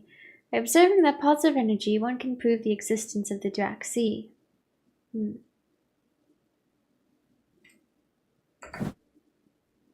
Okay. この粒子がギガロマニアックスが生み出す妄想、世界にとってのエラー、そのエラーを現実とするには作り出した粒子を他人のデッドスポットに送り込めばいい。粒子は即座に電気信号に変換され、周囲の人間に共通の認識。逆に消したいときは粒子を送り込んだデッドスポットに今度は反粒子を。Right, I remembered Senna mentioning that before. 世界の仕組みは3つの数字で全て説明できる。ディソードはそのマイナス1を生み出すためのショートカットになる。This was all giving me a headache. 周囲の人間に共通の認識となると妄想が現実になるって。例えばお前が今手にしているガルガリ君、お前にはどう見える？どうって水色をしたアイス。その水色のアイスは本当に現実だと証明できるか？ I mean, what else would it be? It was a crunchy kun. Anyone with eyes could see that, and anyone with a mouth could feel how cold it was with every bite. I would think that'd be a pretty obvious answer. 人は目で見たものを脳が認識して初めてそれが水色のアイスと理解できる。でも脳が本人の意識しないままに嘘をついている可能性だってあるんだぞ。脳が生み出した自分一人だけがそう思い込んでいる妄想かもしれないんだ。じゃあどうやって現実だって証明するの？他の人もお前の持っているものが水色のアイスであると観測すれば、それは2人以上の人間の共通の認識となる。お前一人だけの妄想じゃなくなるんだ。妄想を現実にするときにはそれを逆説的に捉えればいい。See, to break it down then, a person's solitary delusion could become reality by forcibly showing it to someone, and this could be done by using particles created by a D-sword to attain mutual recognition, or something along those lines. Then, did I have that power too? うずぴさっぱりとにかくこの剣は普通の人には見えないの。Kosubi returned Sena's Kunchi-kun, then trotted back toward the road. Then, in front of all the people walking around the road, for some inexplicable reason, she suddenly began whirling around her D-sword wildly. やべ！ I shielded my eyes. So those were her true colors. In the end, she was nothing more than a homicidal maniac. Any second now, the road would become a sea of blood. No way. And crossing paths with that colossal blade would have their body turned to pieces. With a police station right in front of us, they'd catch her in the act. It would be an open and shut case. そんなことにはなってないよ。Why was it so quiet? A whole crowd had just gotten mowed down with their sword in broad daylight, right here in the heart of Shibuya. And yet there hadn't even been a single scream. The cops hadn't even intervened. I slowly uncovered my eyes. Nothing had happened. Nothing at all. Kozuki, looking a tad embarrassed, was still brandishing her colossal sword. You'd think the sword would have struck anyone nearby, or maybe some railing or even the ground, but no, not a thing was damaged. If anything, the sword was passing right through everything, as if everything else was an illusion.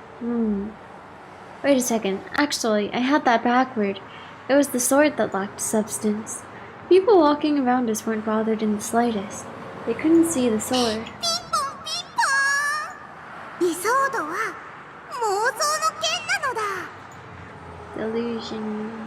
I had said something along those lines. The swords could only be seen by those who possessed the power.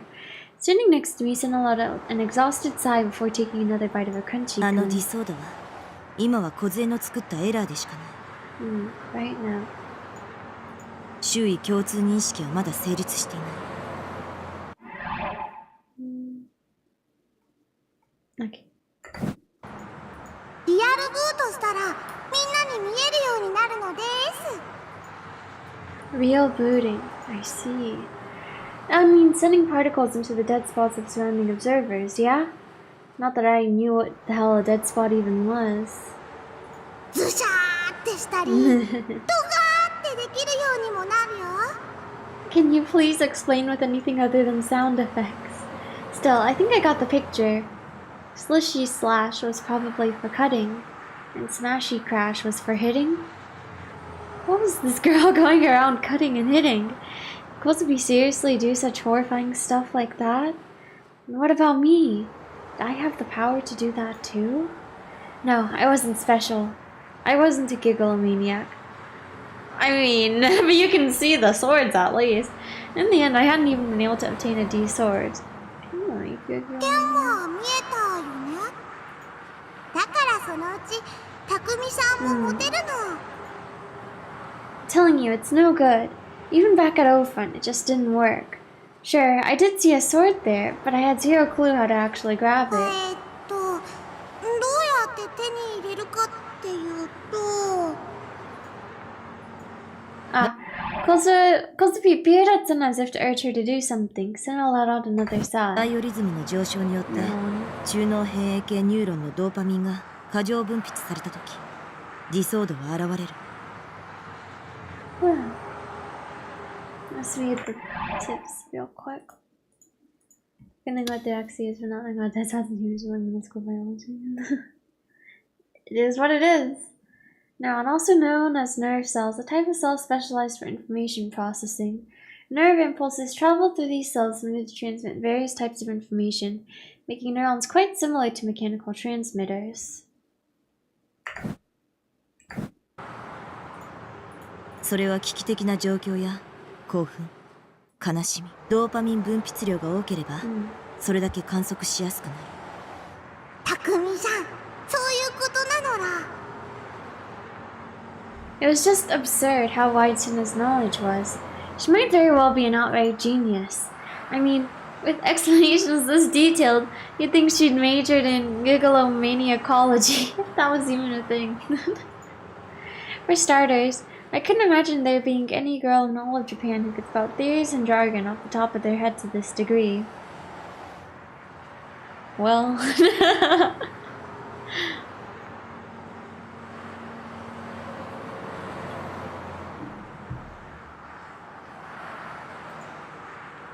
Where on God's green earth had she studied literally any of that? Any of, like, the Zero Escape characters. Also, with all the mysterious characters accumulating around me, I was dying for an answer. Thinking about it all just wore me out. It sucked ass, only half understanding what was going on. I didn't have the strength to look into it myself, because none of these people were normal in the slightest. Grappling with those feelings of bitterness, I took one last bite of my thawing crunchy cream. 当たりだ。 Oh, he won! Wow. It said win on what was visible of the stick. Kozubi came back and peered into my hand. たくみさん、すっごいね。 Wow. 大した運だな。セナさん、自分も当たりが出てほしかったって羨ましがってる。そんなことは思っていない。I doubted Kozubi could be so easily fooled here given her ability to read everything on someone's mind. さんはいつも当たりが出ないかなとワクワクしながらガルガリ君を食べてるなら、当たりを引いたのはどれくらい？ Is it 0? 1割3分の何。 Oh, 13.7%. Okay.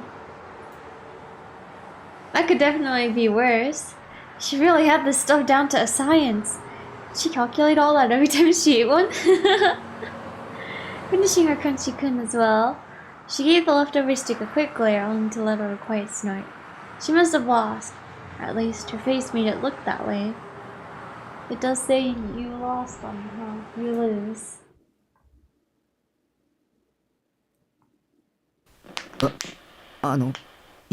よかったらどうぞ。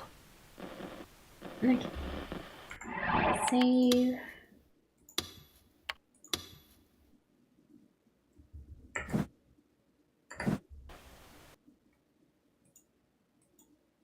I timidly held out 他 my 人に winning 施しを受け stick. るつもりはない。私は自分の可能性を試しているだけだ。でも本心では欲しいって言ってるね。あげますよ。僕アイスはあんまり食べないし。断る。 She shot me down in less than a second. Oh, I see how it is. Could it just be the general prickliness of its tsundere? Acting like that IRL wasn't moe at all. Oh, oops. ほいじゃあこうしようよセナちゃん。この間2人で一緒にお勉強した渋谷言葉を言ってくれたらたくみさんが Shibuya magic あ words. げるそうです。いらないと言っているだろう。いいから早く楽しい時に言う言葉 What could this be? っていうか超楽しくてマジやばい。 One more key. 超 I've ベ been リー thinking that too. Troll, very good. What kind of Dokyun Gyaru language was this? She even mixed in some words that fallen out of usage several years ago. So they've been studying that? It had hurt to listen to, but in a way it was actually kind of charming. 渋谷に馴染むためなのら。 You see. セナちゃん無理。今は無理だ。無理じゃない。無理だ。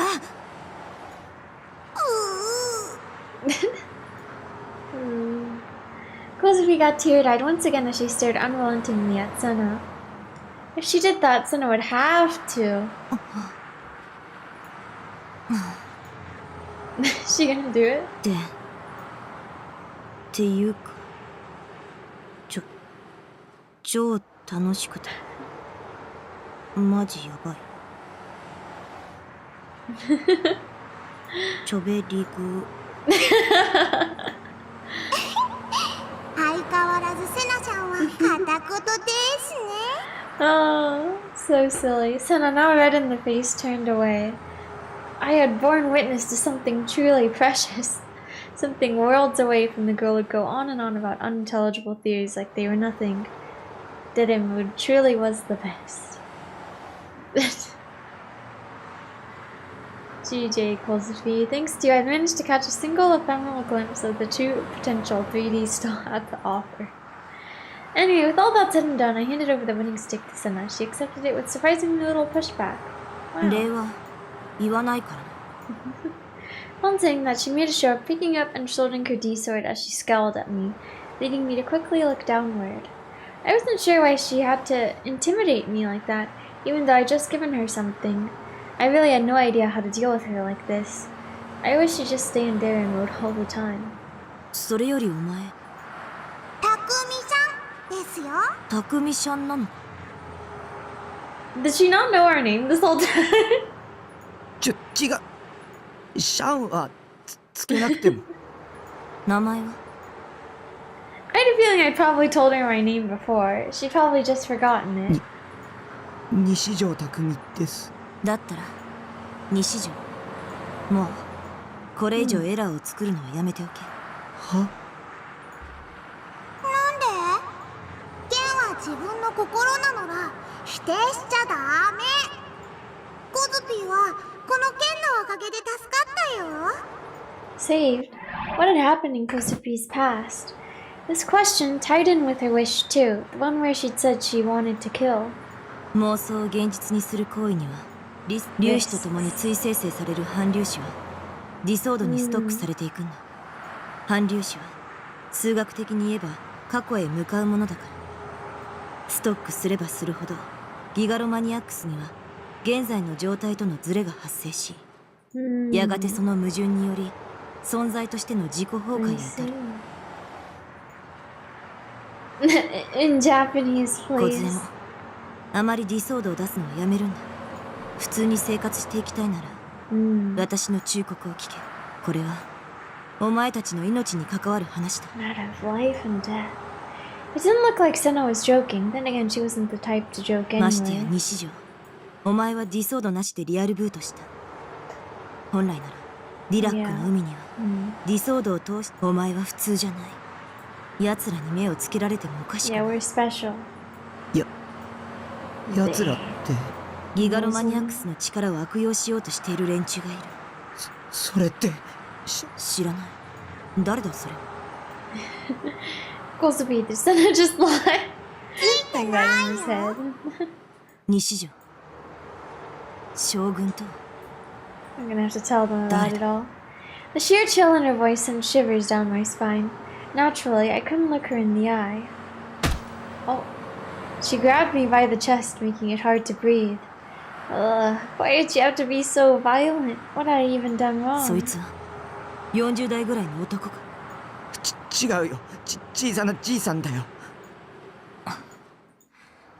Senna immediately let go of そいつ me. もギガロマニアックスなのか。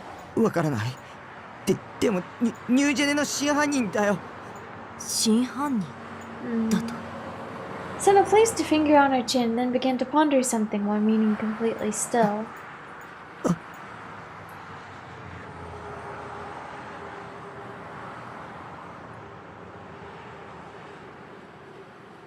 The air felt volatile. I was hit with a strange feeling of anxiety.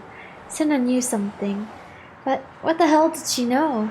Who are these people that were trying to abuse the power of gigalomania? あ、そうだそうだ。3人で Take a picture together. ほらあれ。 Suddenly, Kozue pointed something as she spoke enthusiastically. She was pointing at the arcade next to the police station. When it came to taking commemorative photos, this is where it inevitably happened. This is a silly CG. Put backspace to see the whole thing.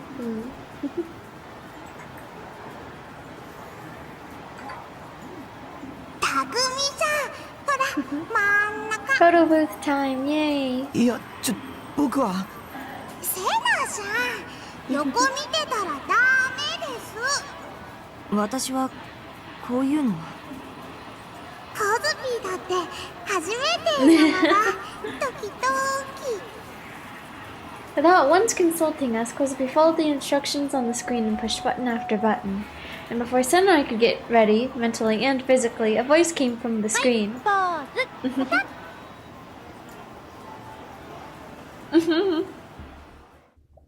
In the picture we had taken, this is so silly. Why is it? I guess I can't get rid of the text here. This is so silly. Bigalomaniac trio, first timers. Weaponized unawareness of situation rather ignoring everything, yeah. She's too good.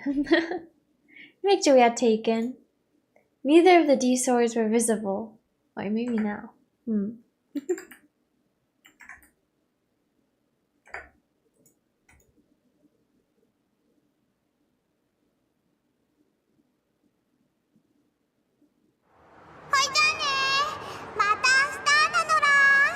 Okay, bye-bye.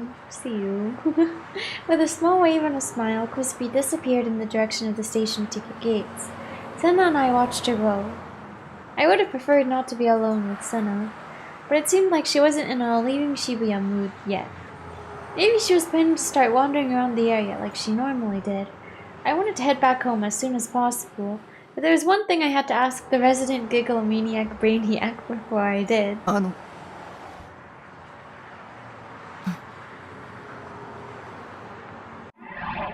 Oops. Even when I tried talking to her, the stern expression remained on her face. It was a lot better than when Kozupi was here. But man, would it kill her to be a little more approachable? I assumed she'd heard me, so my heart might have been beating out of my chest. I asked my question anyway. コズピーの心の声もギガロマニアックスの能力なの? I didn't expect her to answer me. I expected her to just hit me with a condescending heh and just leave it at that. Senna glanced at me once and shifted her eyes toward the jumbotron resting above the scramble crossing. 心の声はいわば妄想だ。Oh. She 小 replied. 杖はそれを他人のデッドスポットに送り込んでいるに過ぎない。送り込んだ粒子を映像ではなく音声に変換しているんだ。I see. そして小杖から心の声という妄想を送り込まれたことでテレパシーで会話しているように思えるが全然違う。だったら僕の心の声はどうしてコズピーに届いたの? I hadn't sent any delusions to Kozupi's dead spots, so if what Senna was saying was true, it should have only been a one-way conversation starring Kozupi. And yet despite that, we'd had a conversation with just our inner voices. Several even. ギガロマニアックスは他人の妄想を見ることができる。小杖は特にその能力が高い。他人が垂れ流す妄想をほぼ強制的に見せられていると言ってもいい。See, delusions? Was such a thing possible? I definitely couldn't do that. And if I couldn't, then I probably wasn't actually a gigglomaniac. Suddenly, Senna looked farther away from me, her gaze shifting from the jumbotron to the crowds of people walking through the scramble crossing. ギガロマニアックスとなったものは誰だろうと一度は壊れているんだよ。壊れたって？心がだ。小杖は東京に来る前、奴らに追い詰められて心を壊した。And so, Senna began to tell me about what Kosuke had experienced before she transferred schools.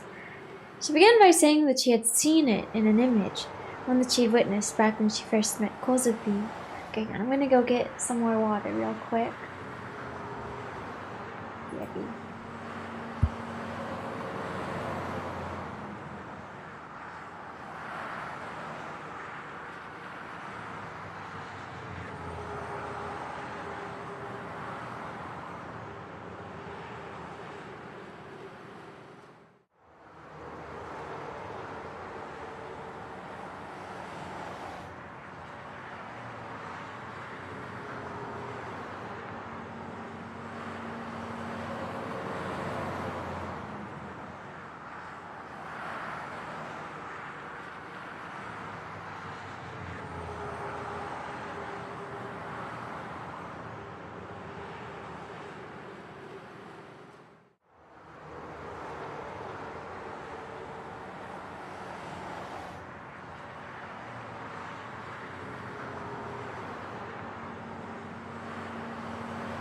Okay, I'm back.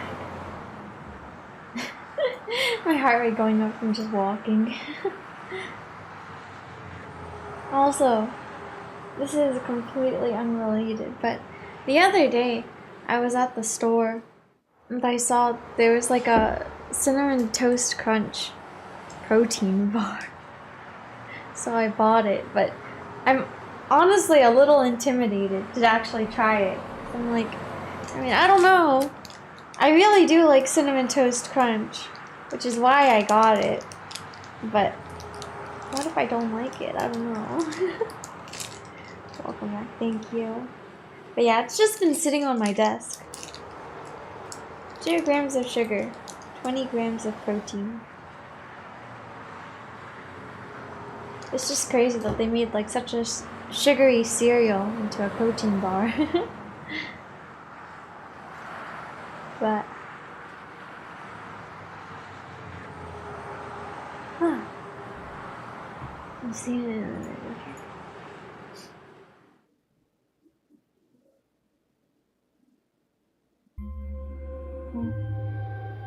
Ever since she was a little girl, Kozu had possessed the peculiar ability to view the minds of others.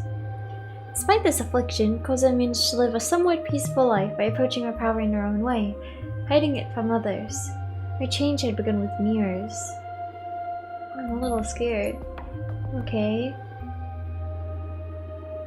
Upon entering high school, Kozu began to see her reflection in mirrors more and more frequently throughout her daily life. At first, she believed it was only coincidence. It would only appear about twice a day. But as time went by, the frequency gradually increased. Kozuki would encounter people holding mirrors more than 10 times in a single day. None of these encounters were particularly suspect. Just people passing her by on the street holding a mirror, or a classmate fixing her makeup in the bathroom. However, regardless of whether these occurrences were mere coincidence or indeed intentional, Kozu would almost always see her own reflection in the mirrors. Eventually, all of those who held the mirrors began to make noises akin to suppressed laughter. In their minds, they called out to Kozu with the words, "Who are you?" In the classroom, on campus, en route to school, while shopping, everywhere Kozu went, these people would appear. It was not a specific person perpetrating it, it was a different person each time. But in Kozu's eyes, anyone who possessed a mirror began to look suspicious. Anyone who would suppress their laughter around her began to look suspicious. Before long, even those without mirrors began to look suspicious, and Kozu began to face hallucinations in which they would all call out to her with, "Who are you?" She became nearly neurotic, and the voices present in the back of her head refused to leave. One day, Kozu mumbled something to herself in the mirror.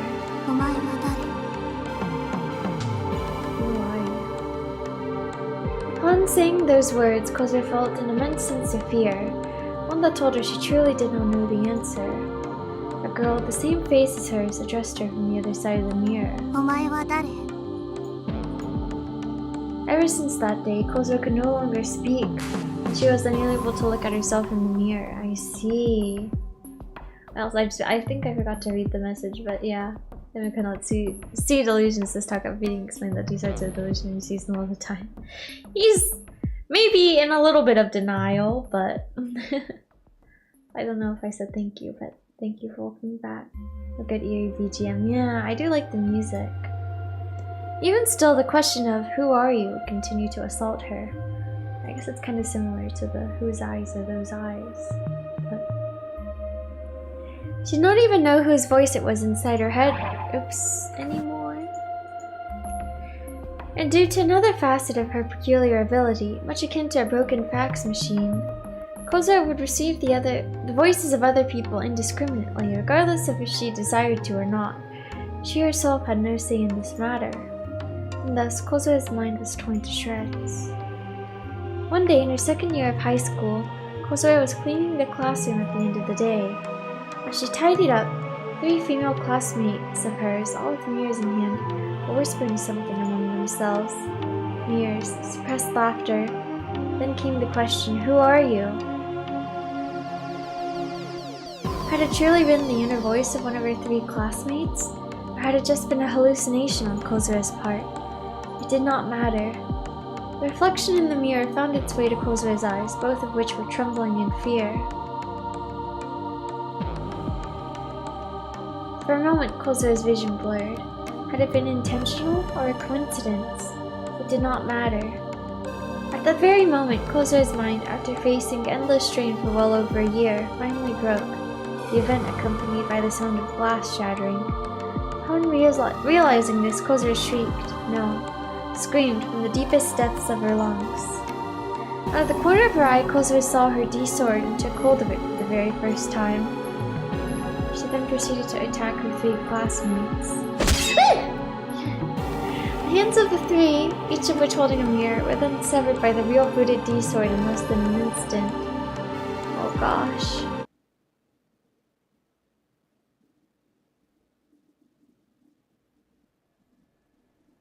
According to the minimum attendance chart, I didn't have to go to school today, But despite that, I was heading there anyway for one reason and one reason only. To see Amy. I had no doubt that the Dokyuns in the class would make fun of me, just like they always did. It would definitely suck, but if it meant I could see Amy, I could endure it. As I passed through the school gate, I thought back to yesterday. When we parted, Senna made it a point to say something. お前が望むと望まないとに関わらず、負を正にするぐらいの強い意識を持つんだな。中途半端な気持ちじゃ、妄想に食われるだけだぞ。I didn't want to get involved in anything that sounded dangerous, so I'd opted not to ask anything else. Besides, I still didn't know how far I'd have to go to get my hands on the D sword. I was no hero, just a useless piece of shit that couldn't even protect his own sister. But it was also possible that Shogun could show up again. He seemed to be playing with me like it was some kind of game after all. Maybe he'd feel like sending me on another quest soon. Just the thought alone terrified me. I tried to grasp my D sword, but even that was just to protect myself from him. Without that sword, how could I ever hope to escape his evil clutches? Maybe if Nami was by my side, like she said she would be, but she'd been absent from school lately, which worried me. What if she'd been taken hostage, just like Nana? Was there anyone out there who could help me? There'd have to be someone with a D sword. I guess they couldn't because she was injured. Senna definitely wouldn't. Kozupi was a bit... no, she was fairly weird. Whatever it is, I'm not asking Senna about Nimi. Yeah. My head looking squarely at the floor, I entered the classroom. Before taking my seat, I took a quick look around. I looked toward Nimi's seat first. Empty. Was she taking today off too? Was it really that simple? Was she really just taking time off? I began to feel anxious. I wanted to see her. I wanted to see that cheerful face. Next, I looked over at Kozupi's desk. Oh, she's there. Oh. She was in her seat, face down and huddled up. I was reminded of what Senna told me yesterday. It now made sense why Kozupi was always like that. She's so cheerful. Talking to us in our mind though. Morning, Kozupi. I didn't make eye contact, but I greeted her with my inner voice. The female Dokyuns were watching me smirk. It was no different than yesterday. They'd all already labeled me as that otaku freak who said he was psychic and made an ass of himself on TV. And that label wasn't going away anytime soon. The male Dokyuns didn't seem to have arrived yet. It was pretty common for them to skip first period, and that was fine by me. I took my seat, but when I did, that voice called my name. Taku, ohayo. Oh. Is she really here? Shocked, I looked up in a panic, and there she stood right in front of my very eyes. Mimi. With a hint of shyness, she gave me a short wave. 久しぶり. It's been a little while. It wasn't an illusion. There was a definite presence. She was breathing. Her hair was rustling. She was blinking. She was right there. She was right here. I felt the twinge in the back of my nose, the tightness squeezed within my chest. I felt like I was going to cry. I still hadn't sat down. I just frozen with my head hanging down. I was so happy. I'd gotten to see her again. ちょっとタク This どう music. したのもしかして泣いてるの I frantically shook my head. If my Dokyun classmates found I was crying, they'd start making fun of me all over again.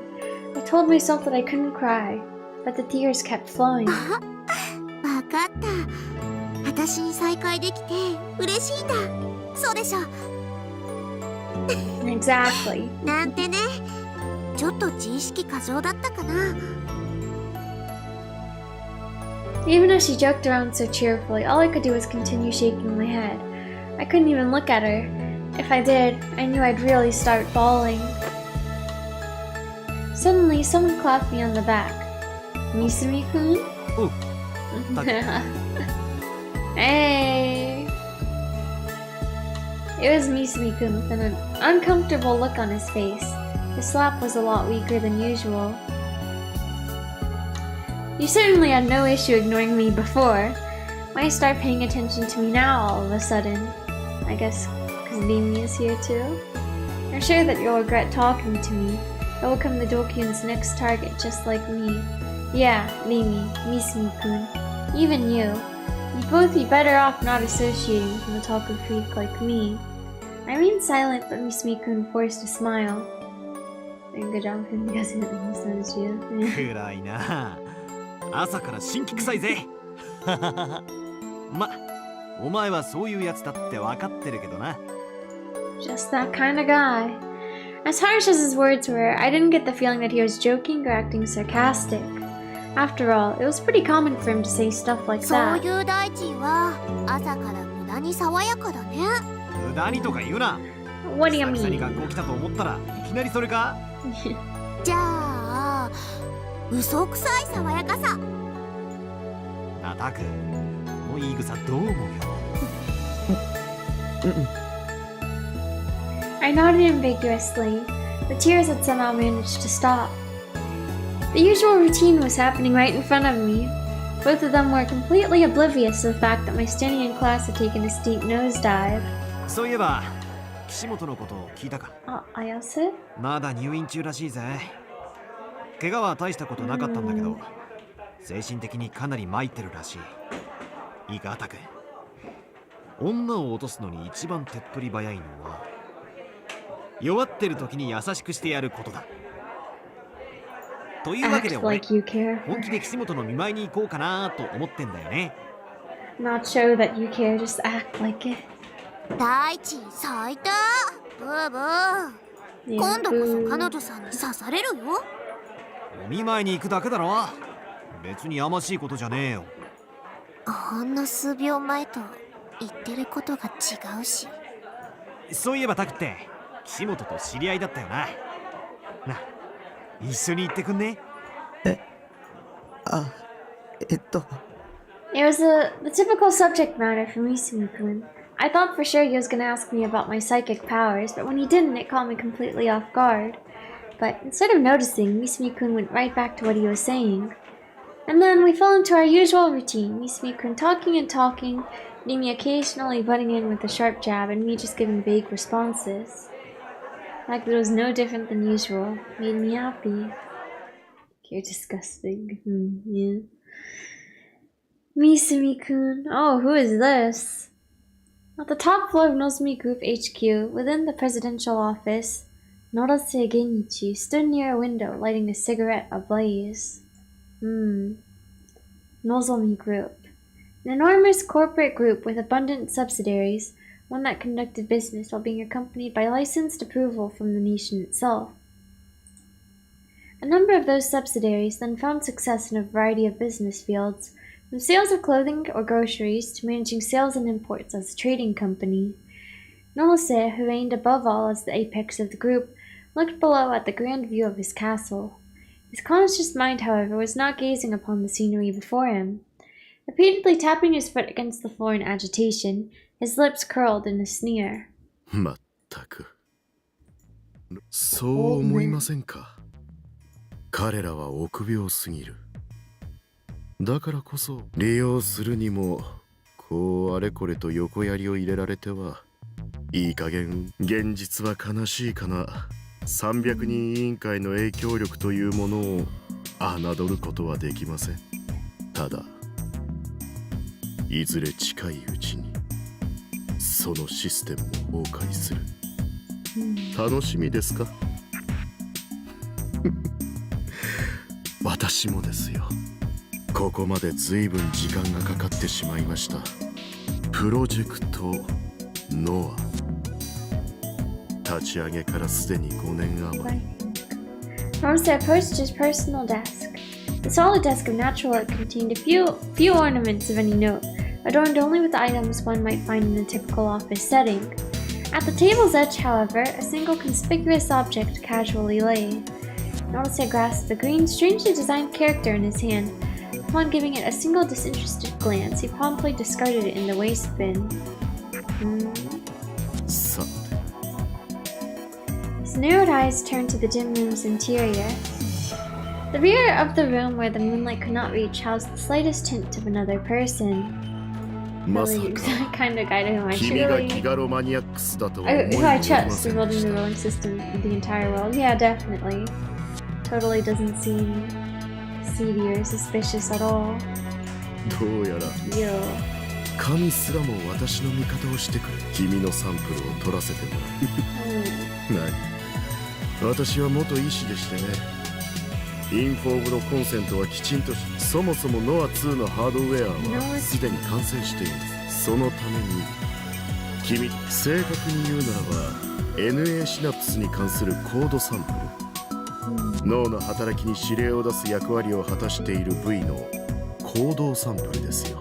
コードサンプルには個人差があります。持っている能力が高いギガロマニアックスは NA シナプスもより活性化し、脳のより広い範囲にわたって効果を及ぼします。Let's read the tips real quick.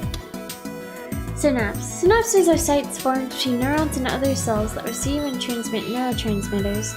The shape resembles that of hands holding each other, but there is a gap of about 20 nanometers between each synapse. Neurotransmitters move between these gaps, and when doing so, appear almost as if they are floating. 人間の脳は全体の10分の1しか使われていません。残りの10分の9の部位も使っていることが分かっています。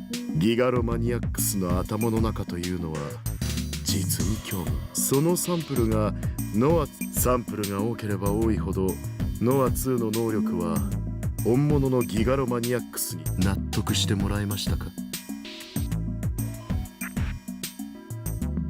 結構。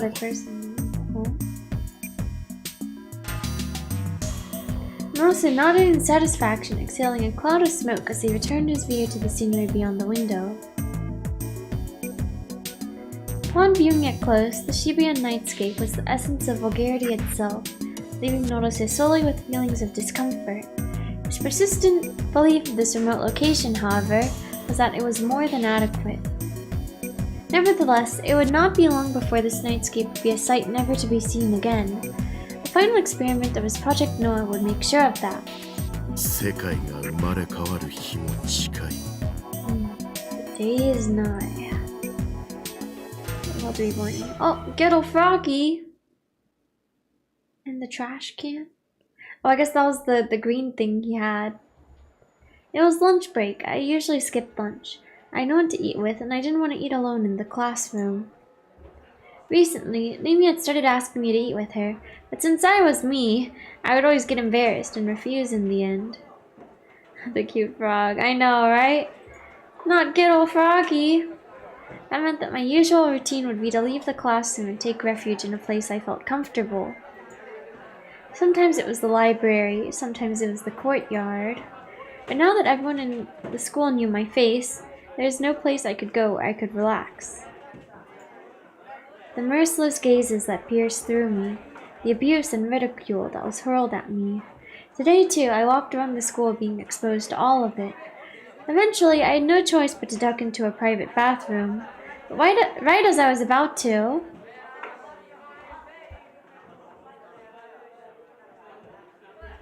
Nanami. I saw Nanami walking down the corridor leading to the first-year building. It looked like she was walking alone to the classrooms. This is our first time seeing her since. Looks and talks like it might be quite a handful. Yup. Speaking of Nanami, I hadn't spoken to her since the incident. I'd been avoiding her for the entire week. And I'd been doing it because I didn't know how to act once I saw her. I put my own life before hers. I was the worst big brother ever. It was only a miracle that Nanami had been released safe and sound. I'd had nothing to do with it. Maybe Shogun had told her that it was my fault she'd gotten kidnapped. Was she really kidnapped? If he had, she would definitely be angry with me. Maybe she hated me. Maybe she didn't want to speak to me ever again. That was why I didn't have the courage to go talk to her. But now that I'd seen her, I was starting to worry about her once again, even after everything. I wondered if I had truly wronged her. I wondered if she had been injured. I wondered if she'd been hurt mentally. For a moment, the memory of the hand resurfaced in my head, but I shook my head violently to ward it off. That severed hand, along with the bangle it had been wearing and the cell phone it had been holding, it had all been a delusion. A real delusion. Because the hand had disappeared from the refrigerator. Rather than thinking it somehow sprouted legs and walked away, it was far more reasonable to believe that it had never been there in the first place. The image of, like, the severed hand growing legs and walking away. It's quite funny. The fact that Nanami was alive and well was proof of that. Before I knew it, I had broken into a run. I was chasing after Nanami. The figure got bigger and bigger as I approached her. She hadn't noticed me yet. As she walked, she played with her hair with the fingertips of her right hand. Getting closer and closer. As I ran, I started to call out to her. On her right hand, the hand that was playing with her hair, the sleeve of her uniform ever so slightly slipped down. Oh, are we gonna see? Does she have a bracelet or not? Suddenly, I was hit with a strange feeling, and I choked back the sound I was about to make. Oh. I stopped dead in my tracks. Is that a bandage? I had seen it. Amazing. It had been an extremely trivial, truly inconsequential feeling, and yet, white. It was white. As if trying to conceal something, a white bandage was wrapped around her right wrist. Dun dun dun. Okay. Oh, Chapter 7, Psychopath. Finish Chapter 7. Chapter 8. IR2. Initiated by Momose, a meeting was slated to be held at Frisia Credit Bureau, a meeting to which Bon was now running nearly half an hour late.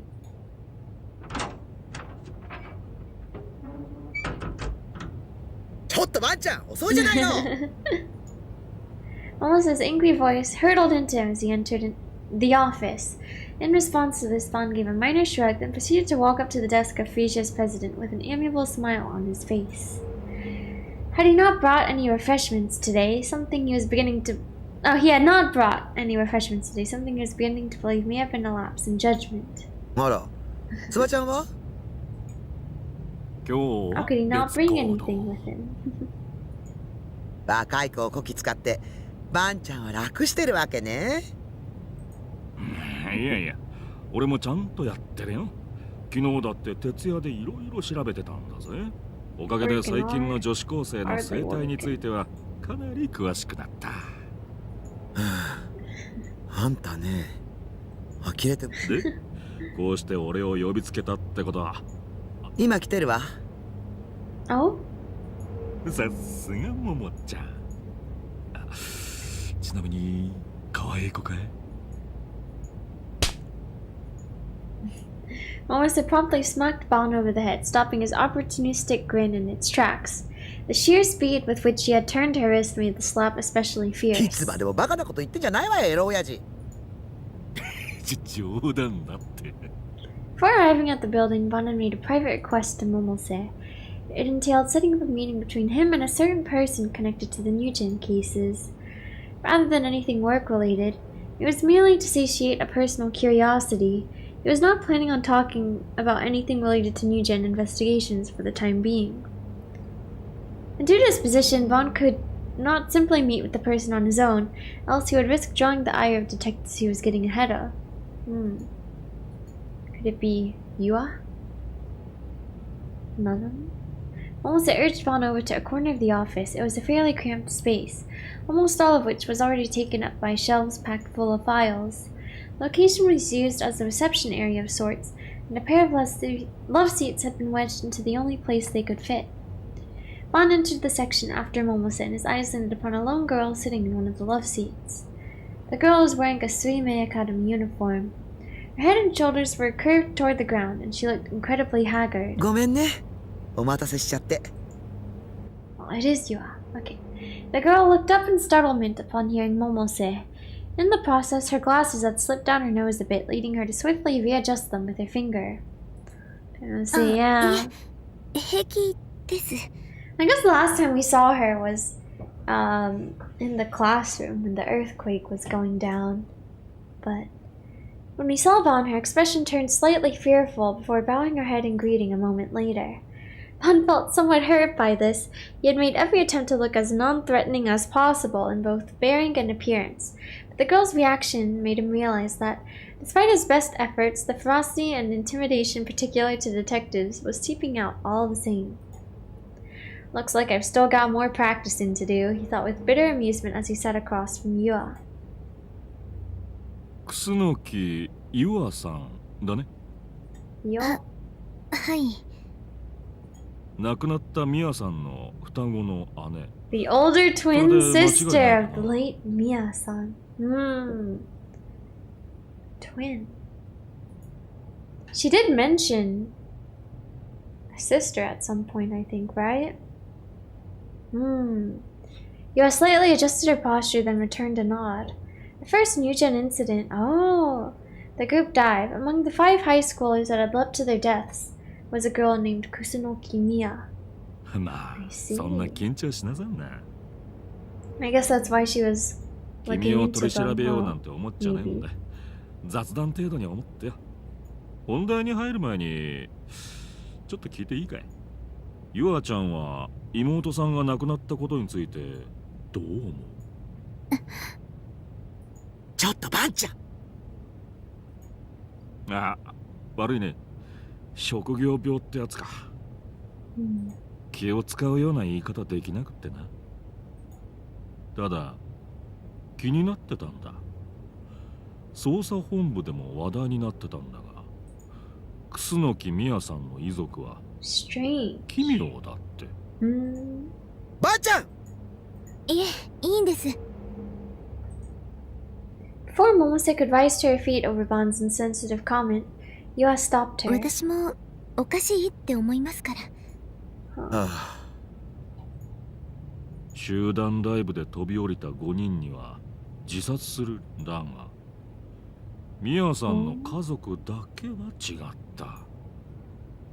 Bon took his fan out from his belt and began cooling himself. 何も主張しなかった。あっさり受け入れたって聞いてる。あまりに何も言わなさすぎて、なんでだい？お父さんもお母さんもミヤちゃんが死んでからおかしくなっちゃった。最初はミヤちゃんの事件の知らせを受けた日はそれでも泣いていたんです。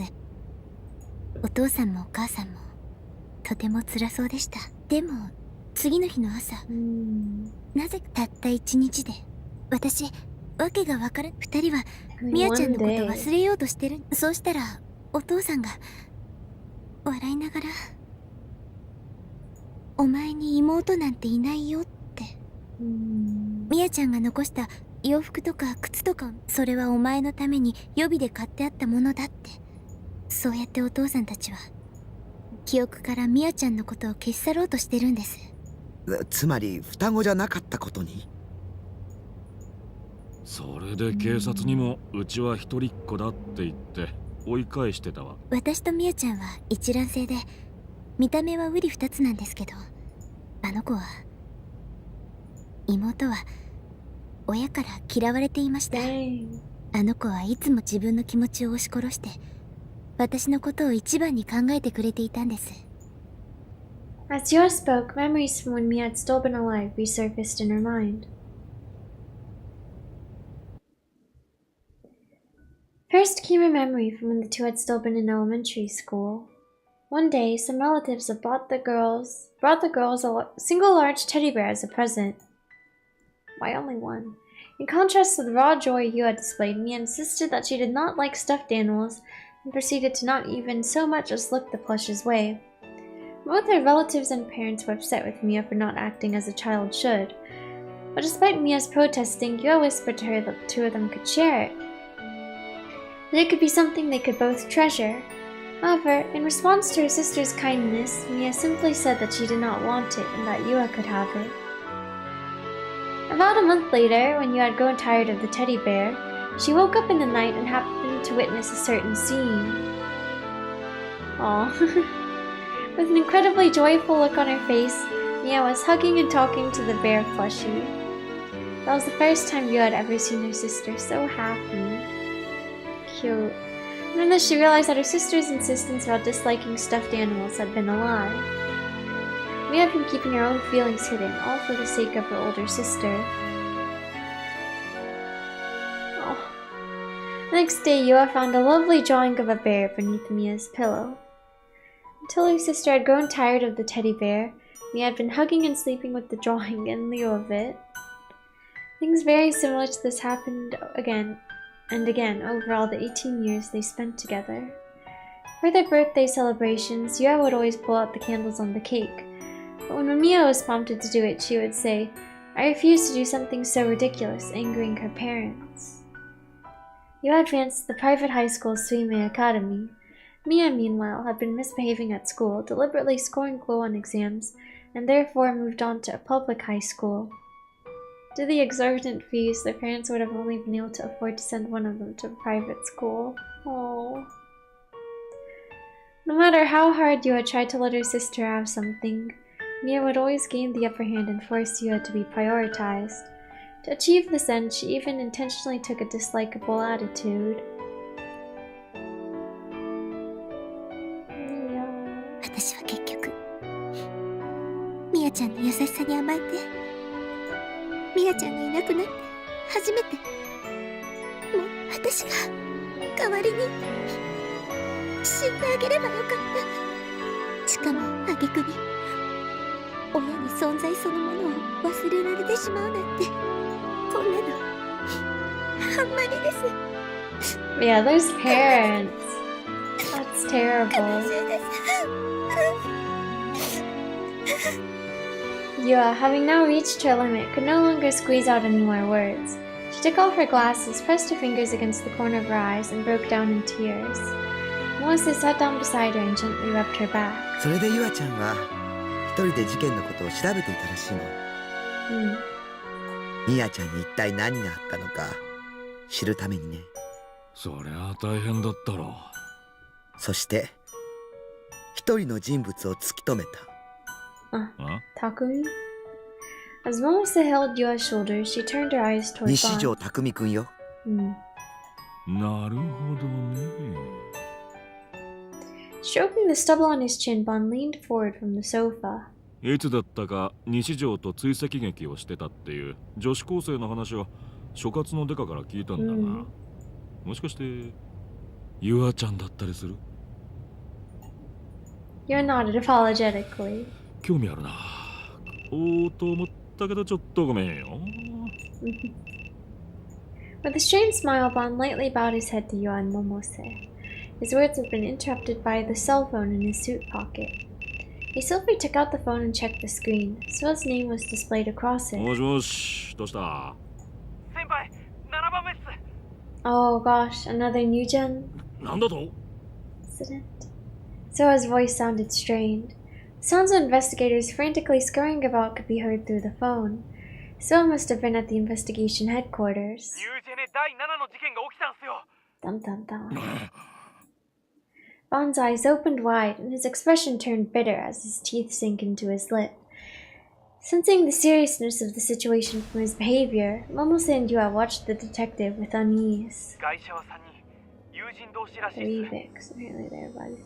Oh, are these the people who attacked 3 Takumi? 人とも胴体から体が切断されてて、 Or sliced in half at the それぞれの torso? 上半身と下半身を別々に入れ替えて、テグス、 Oh. 釣りとっすね。それで縫い付けられてたんです。 それと額にそれぞれ Q、D、 Dokyu? N って読める傷が。何かのメッセージか？さあ、そこまでは。 Mm. それと気になることが、司法解剖の結果分かったんですけど、 Okay. 外車の胴体の切断部はノコギリとか包丁とかそういう刃物で切断されたものじゃないって。どういう意味だ？なんか強い力で引きちぎられたそうっす。 引きちぎられた。 Torn apart. Ron repeated Sua's words back to him with a low groan, then roughly scratched his head with the handle of his fan. これで怪獣だな。先輩、映画オタクの自分も You schmuck. いいからさっさと捜査に戻れ。 After barking that order to Sua, Bon ended the call. Oh gosh. How will Takumi react upon learning of this? Now that it was November, I had a feeling that the sun was already setting much earlier than before. I guess if it is the same people or not, we'll see. By the time Nimi and I started heading home together after school, a faint orange was already staining the sky. Despite being silent up until now, Nimi abruptly apologized. It was the first time I'd gone home with Nimi in a while. I was genuinely really happy that she'd come back. She'd even been the one to initiate it, saying, "Let's walk home together." Since we'd only gone home together no more than twice, I'd secretly been worried that it would never happen again. However, that turned out not to be the case.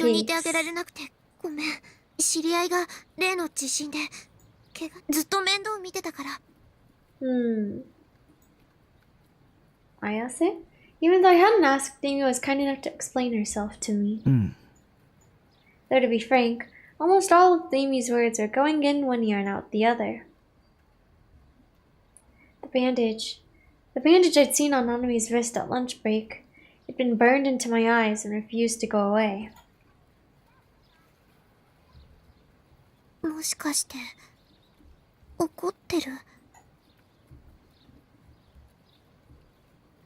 In the end, I had failed to say anything to Nanami. I'd been too scared. Even though Nanami was my little sister, even though I was Nanami's older brother, something had just felt unbelievably strange, and I had no idea what it was.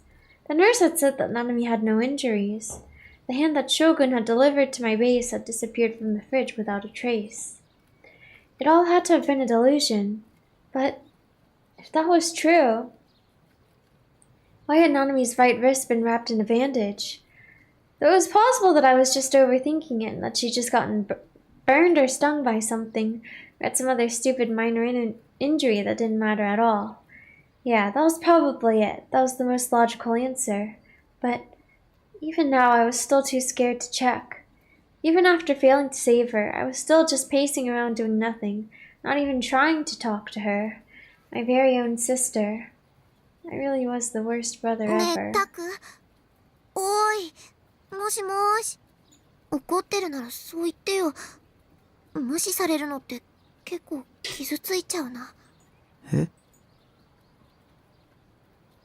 I looked over at Nimi, who seemed wildly disheartened.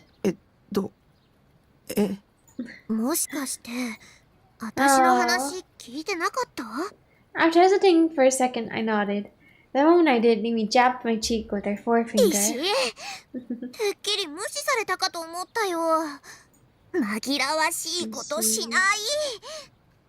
Communication is key. Ow, you just jabbed your nail into my cheek. Nimi finally stopped poking me, and out came those words I heard so often from her. Words of worry and concern. Words that I'd heard from Nimi again and again.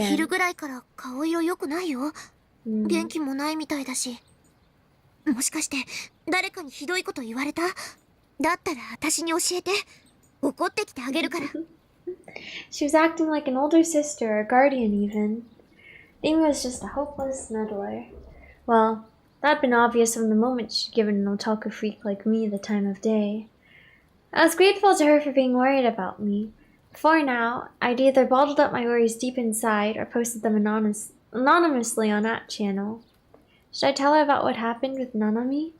When I told her about the D sword that one time, she hadn't believed me at all. Then again, that would be the natural response from anyone sane. So if I were to tell her about Nanami, she'd probably either A, be speechless, or B, just laugh in my face. And if that was true, there really was no point in telling her. All I needed for her was to stay by my side. It would be better to bring the topic up with Kozupi or Sena instead.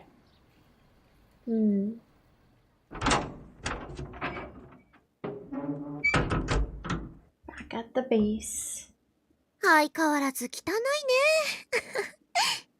Mere moments after stepping foot into my base, Nimi muttered that in exasperation, and yet paradoxically, she seemed to be smiling happily as well. 変わ Weird. ってないな。この部屋の汚さがまさにタクって感じ。If you're gonna be like that, then just clean it. Be my guest. With a sigh, I turned on my PC. ちょっと。帰ってくるなりパソコン？友達が来てる。ねえ、お話ししようよ。Okay. After hitting me with such an unreasonable demand, Mimi sat down on the sofa. If I tried to have a one-on-one conversation with a 3D girl, it would be over in seconds. As much as I'd gotten used to talking with Mimi, since I'd had a lot more chances to do so recently, I still doubted in 5 minutes. Moreover, my head was already fully occupied with the stuff about Nanami, so I very much didn't feel up for casual conversation. So I resorted to just ignoring her. I sat down in my chair, all meaning painfully aware of my own worthlessness. Okay. おーっと、ここまで行ったのになおも無視しますか。I sensed Mimi shoot off the couch and onto her feet. She then came up to me and slowly picked up the toy D-sword leaning against the table. Ignoring my confusion, she held up the upper part of the sword and assumed a stance. そんなタクにはこうだ。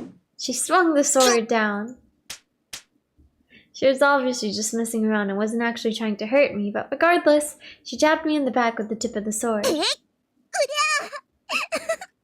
Yeah. And next, she bonked me on the head. When I tried to wave her off in annoyance, she definitely dodged my counter. もっと楽しいことしようよ。じゃないと本気で切っちゃうぞ。楽しいことって。Mid-diagonal slash aimed straight at my neck made me stop to ponder a little. じゃあゲームとか。 Computer ほら、タクは game. 得意でしょ。対戦ゲームしようよ。私そういうのやったことない。だからいろいろ教えてほしいな。 Unfortunately, the only games I had were ESO and a catalog of Eroge, neither of which had versus modes. 無理だよ。ソフトがなくて。I grabbed the tip of the sword and pushed it aside. Dissatisfied, Mimi pursed her lips into a pout and put the sword back where she'd found it. だってせっかく久しぶりに会えたのに。 Okay, and I'm happy to hear that you want to spend time with me, but I'm just not in the mood to do something fun right now. Not with everything going on. メールだよ。Sera notification. 今の Sera 何？ notif. いや。 Wait a second. Maybe I just heard my Serata notification tone. Oh god, how embarrassing. When I opened my email software, I saw about 3 messages from Grim telling me to join the chat room. Now that I thought about it, I hadn't really chatted much with Grim recently. We used to talk online pretty much every day. Was he gonna talk about the 7th case? But since I'd been refraining from playing ESO, it'd been around 10 days since we'd last talked.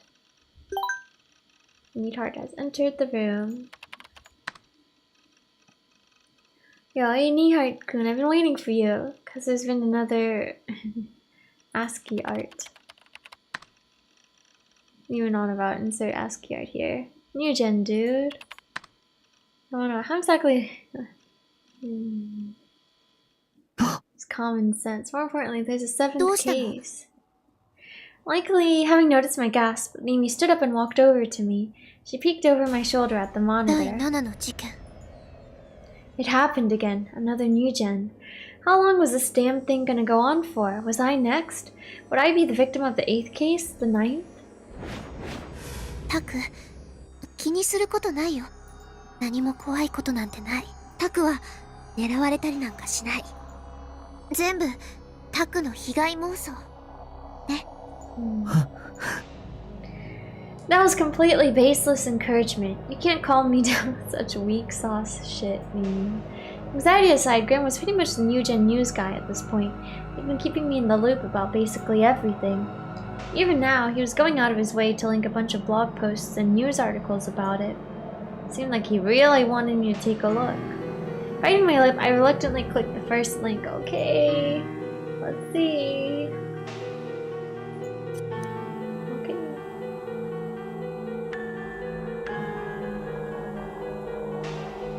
Seventh new gen case dubbed the Dokyun puzzle.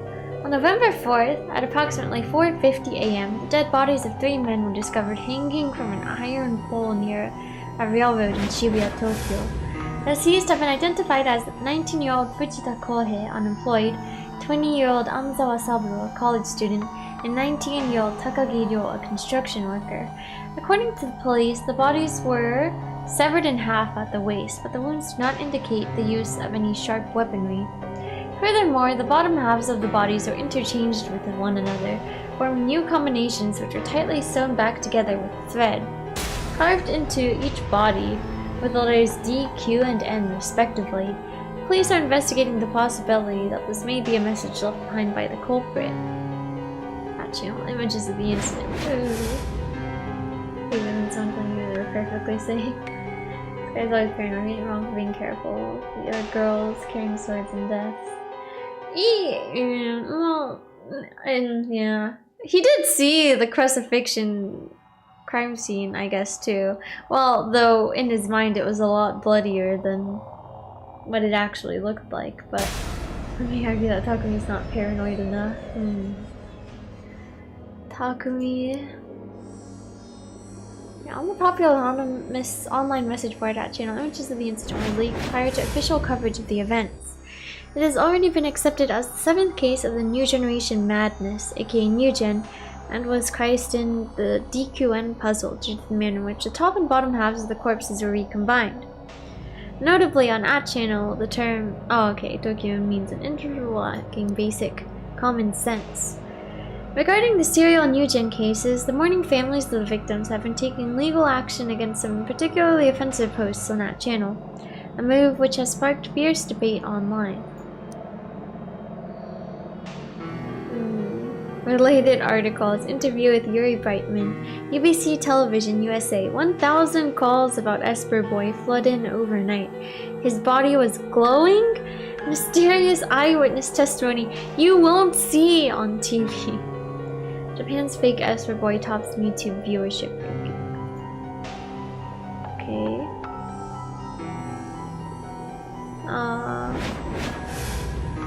Wait, it says Dokyun? Now, literally 0 connections to the other cases.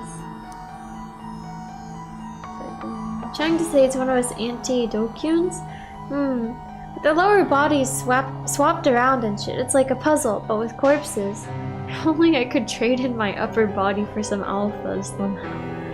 Our Esper boy Nishijo will sniff out the perp for us anytime now, lol. Is there Dokyun puzzle? 今日午前4時50分頃、東京都渋谷区の線路沿いで男性3人の自殺死体が鉄柱に吊り下げられているのを通りかかった新聞販売員の男性が発見しました。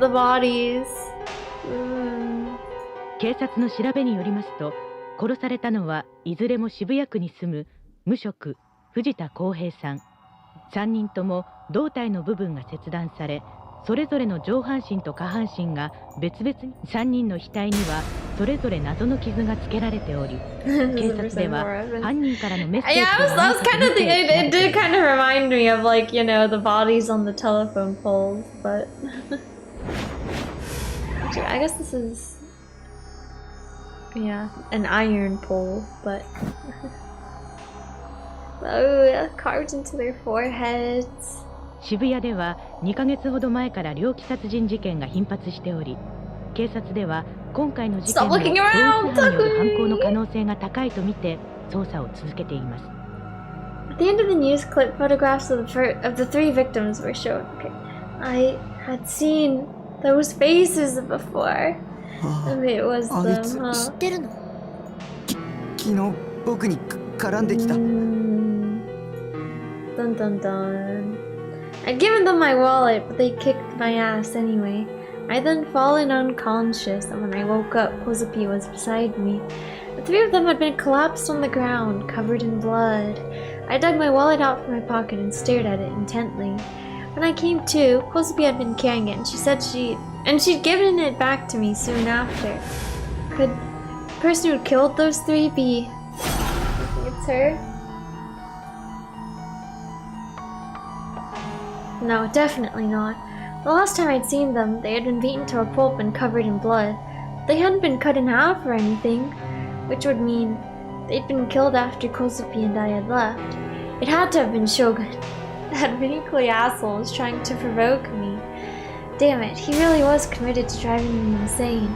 Just how far was he willing to go? I wanted to vomit. I clutched my stomach as it churned in pain. Was I next?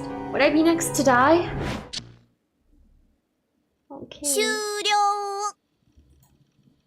A hand reached out from behind me and pushed the power button on the monitor. The screen went pitch black. 落ち着いて。 Mimi. 気にすることないよ。ただの偶然だって、きっと。 Why was Mimi acting so ridiculously optimistic? This couldn't possibly be just a series そ of れより、お腹空い coincidences. ちゃった。ねえ、私が行きつけのお店があるんだけど、 Yeah, let's get そ some こにご飯食べに food. 行かない？安くて美味しいんだよ。私が保証する。 The Mimi まあ、 guarantee. お客さんはおじさんが多いから、私みたいのが一人で行くのはちょっと恥ずかしいけどね。Hmm.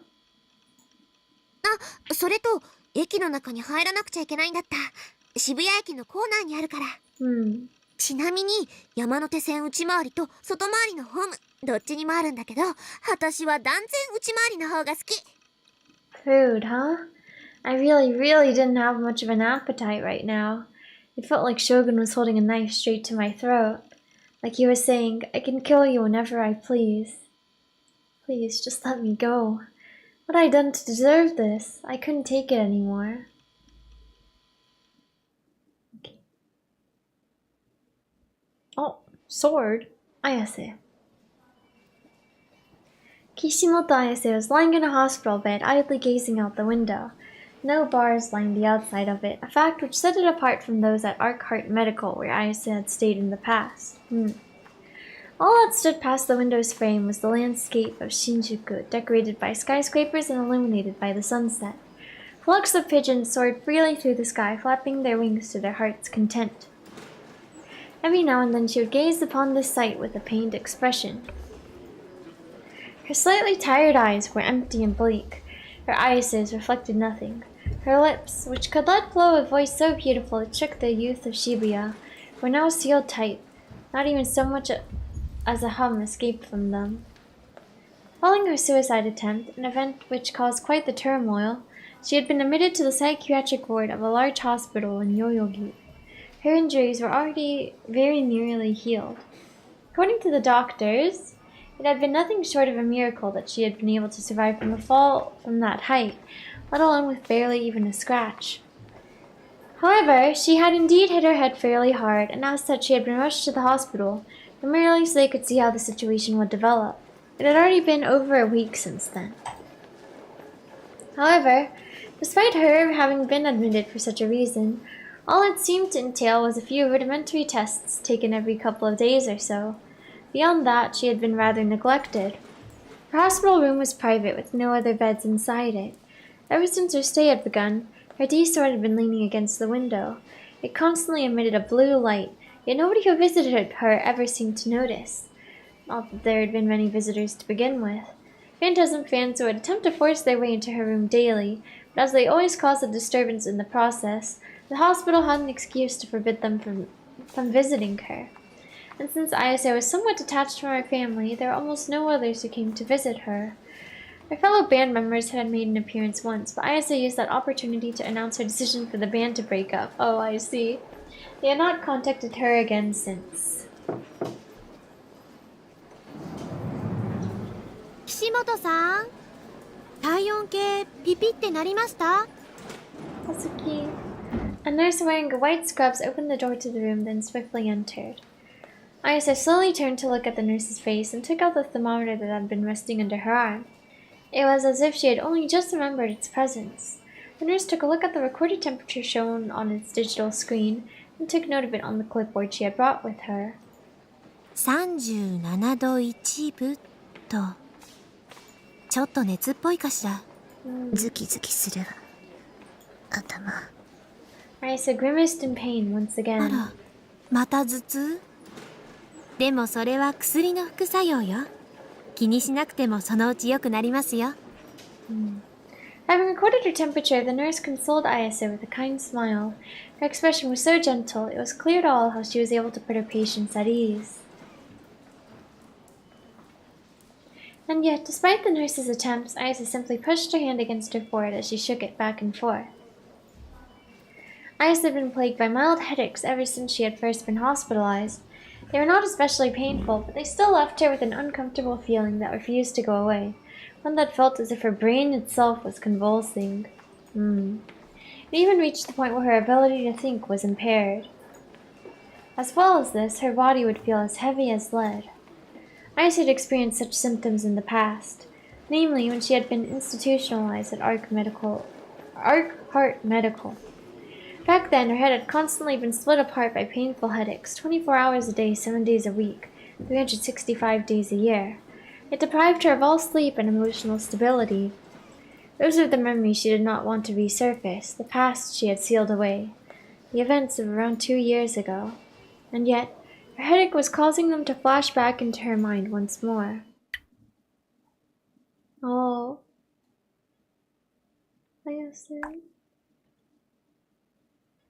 In them, a dark room, its single window locked behind bars. Was this when she broke, maybe? Apart from the wall in which that window stood, the rest of the walls were covered with mirrors. Ayase, in place in the center of the room, sat in a crude steel chair. She was wearing headgear with countless cables protruding from it. Her hands were tied to the back of the chair. Her head was locked in place with her chin tilted slightly upward. Not another soul was present in the room. Thus, all that could be heard were the sounds of Ayase's labored breathing and the metal groans of the chair she sat upon.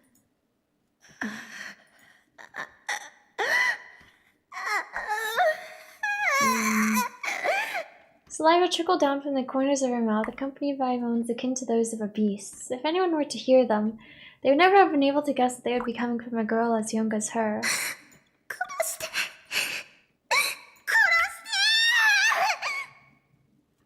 She was being tortured.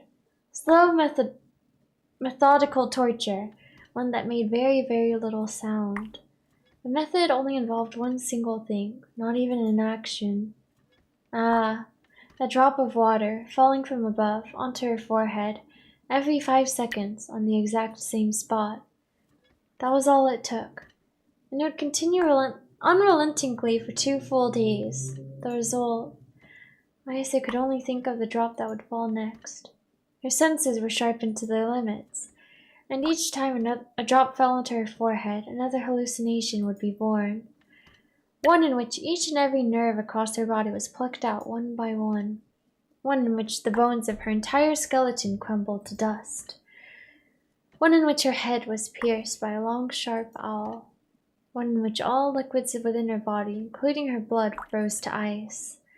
One in which the skin lining her entire body slowly rotted away before eventually peeling off.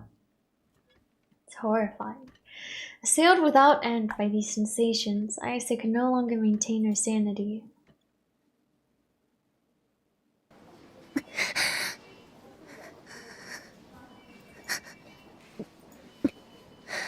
Returning to her senses, she breathed erratically as she tightly gripped the sheets lining the bed. Her body trembled as those dark memories of hers resurfaced in her mind. The nurse that had been in her room just a moment ago was already gone. Dinner time had just arrived at the hospital, and the clamorous sounds that came from it resounded from down the hall. Ayase tried to recall the words the nurse had spoken to her right before leaving. Was her headache really just a side effect of the drugs she was on? Or had it been caused by her hitting her head, perhaps? Or perhaps it was just a hallucination brought forth by her past memories. She was unable to come to a decisive conclusion. Wiping away the sweat that ran down her forehead, Ayase called forth a smile laced with self-loathing.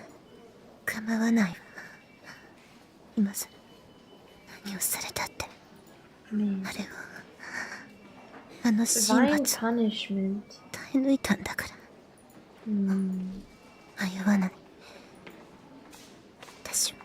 Murmuring in perhaps delirium, Ayase soon became aware of a sound reverberating throughout the hall. Comforting sound of shoes stepping on the linoleum floor.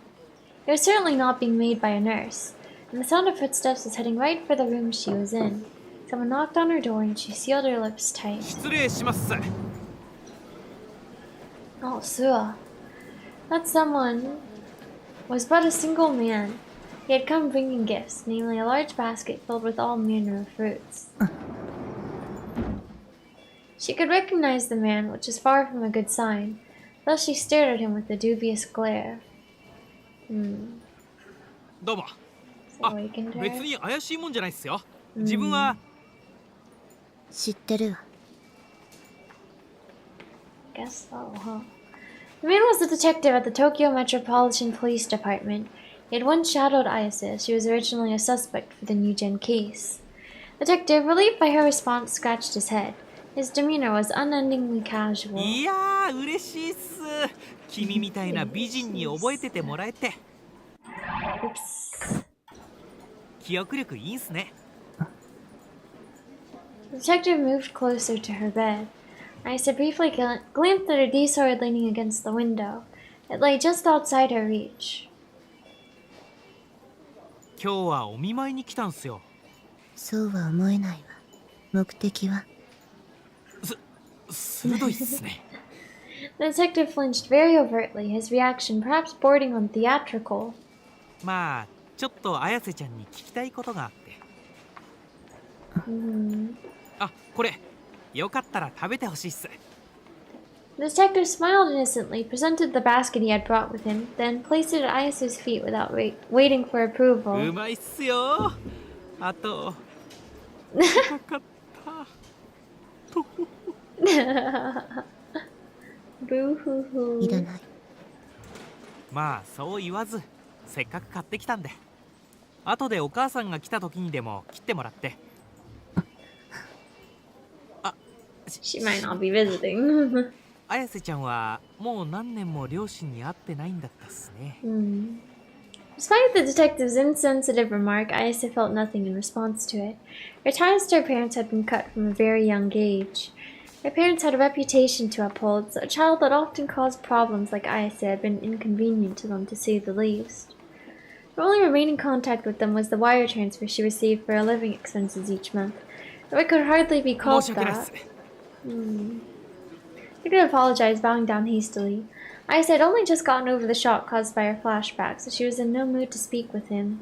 Nonetheless, she urged herself to talk all the same. 聞きたいことって何？アリバイ？違うっすよ。それは前に散々聞いたし。もう綾瀬ちゃんの容疑は晴れたっす。君は白、 Wow! 真っ白。 Yay! Yippee! 目星がついたの。犯人の。それは教えられないんすよ。捜査上の秘密っす。匠。Oh, well, you know, maybe. Can't confirm or deny. The detective smirked. He was attempting to laugh the question away. And yet, something unrefined could be seen through the cracks of that smile. しかし西条くんは不思議な少年っすね。彼を見ていると殺人の容疑者にはとても見えない。もしあれで本当に犯人だったとしたら、まさに人の皮をかぶった悪魔っす。まだ容疑者なの。彼。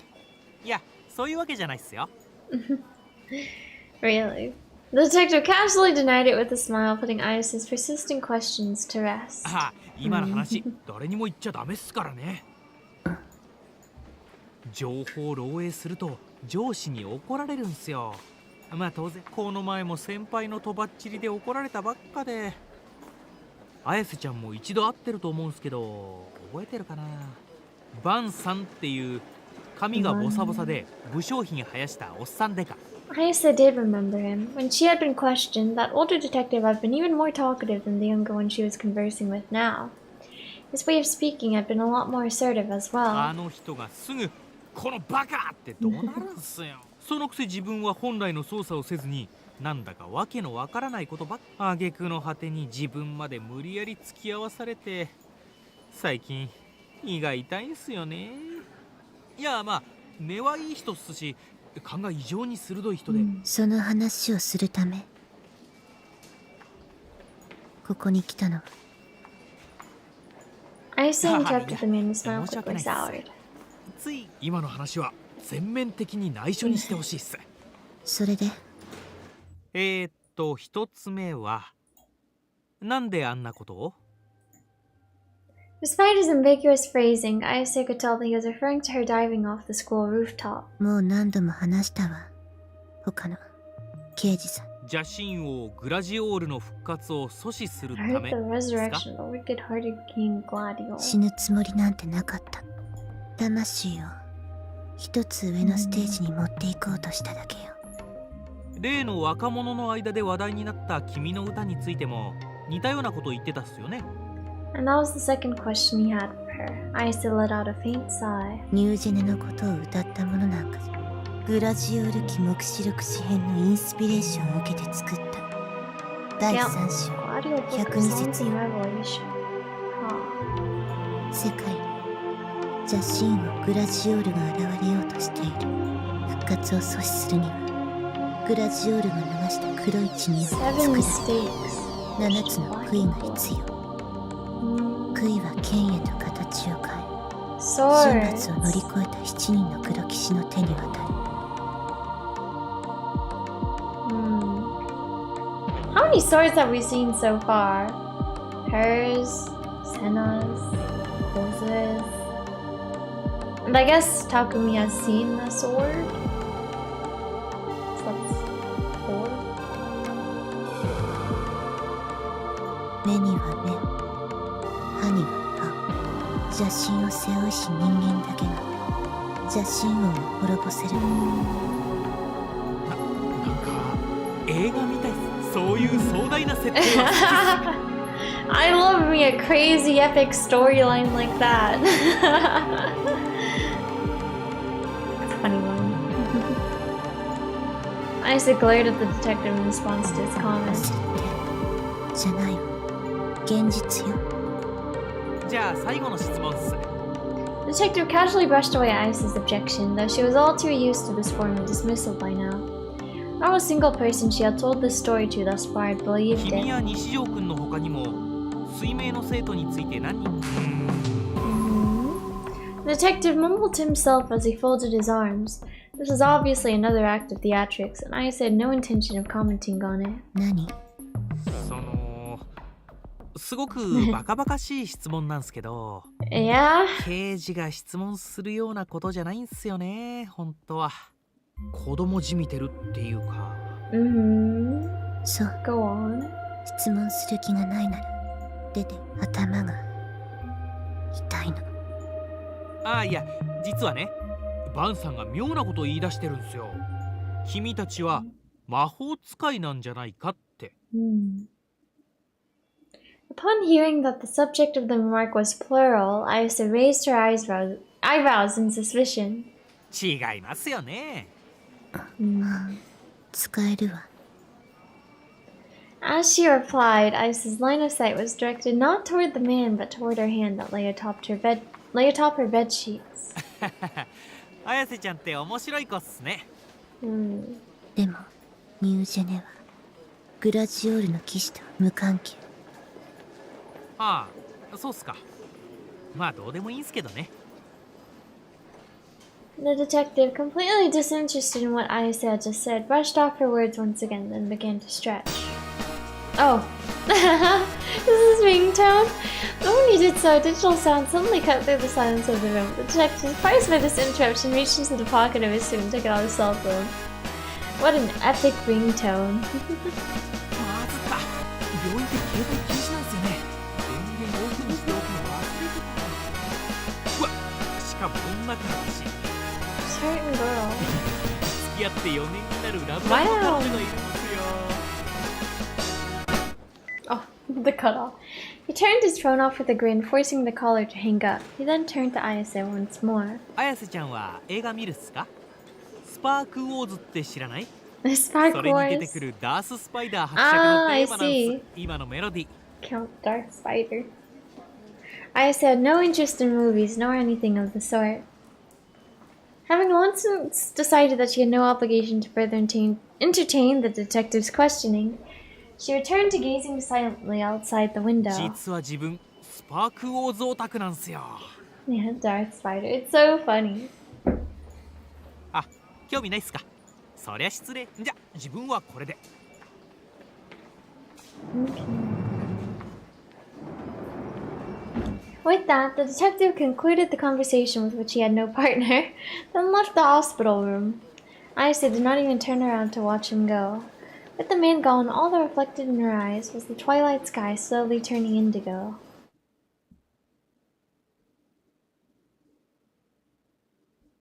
Oh? What is this? Ah, Seira-tan. ずっと待ってた待ってたんだからね。あなたのことなんか大嫌い。でも大好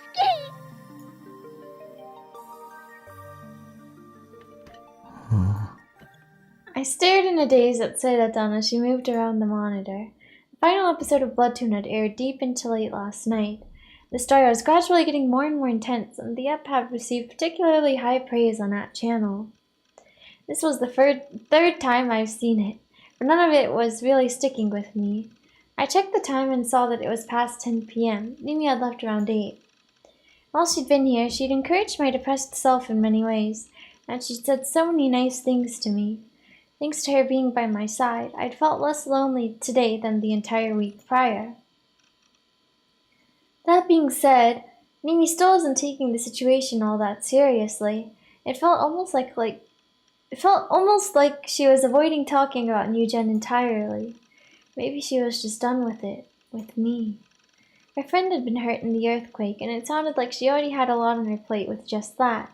She probably just didn't have any room left to bother with me and my problems. But the issue with that was... Well, yes, I was probably way too paranoid. There's no doubt that this is a genuinely dangerous situation. I could be killed today even. Shogun had been coming after me all this time. Persistent didn't even begin to cover it. If I could just understand what he was doing or why he was doing it, then I could work out some countermeasures. そういえば、あのおじさん、別れ際、中でも一番その目、誰の目を産み落とした少年。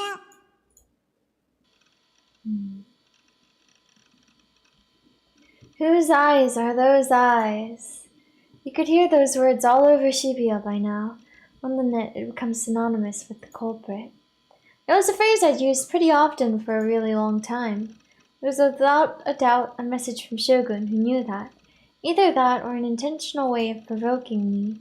When had I first started using that phrase? It felt like someone had taught it to me. I vaguely remembered the first time I'd used it. It was an essay I'd written back in elementary school. The title was that very same phrase, Whose eyes are those eyes? I'd almost completely forgotten what I'd actually written in it. I wanted to check now. What had I written in that essay? It was probably stored at my parents' place, though I had a feeling they might have thrown the old thing away by now.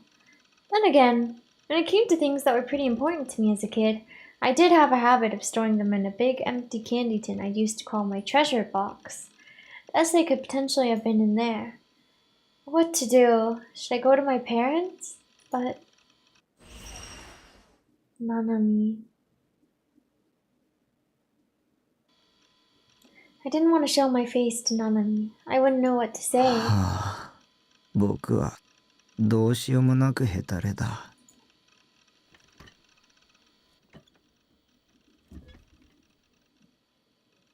Stop looking around! I sluggishly rose from my seat and collapsed into the sofa. Okay. あなた、なんでここにいんの？これは違うんだからね。私は別にさ、立ち食いそばが好物なわけじゃないさ。何ニヤニヤしてんの？このボケナス。もう、うなれ！侍コンデンサー！ Lying face up, I gazed at the ceiling while ignoring Seira's protesting. That dreary, bare steel ceiling. Are we gonna see something in it? Unlike my room at my parents' house, there was a single groove in the ceiling that looked like a person's face.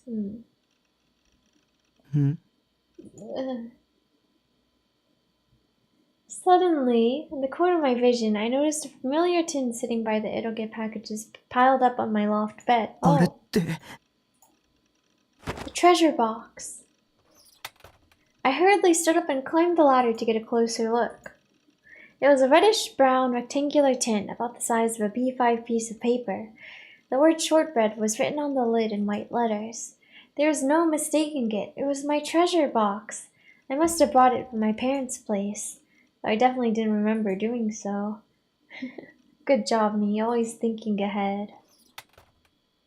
Okay, let's open it up. I quickly grabbed the tin and opened the lid. Inside were a few test answer sheets, essays, scraps of paper torn out from sketchbooks, and so on.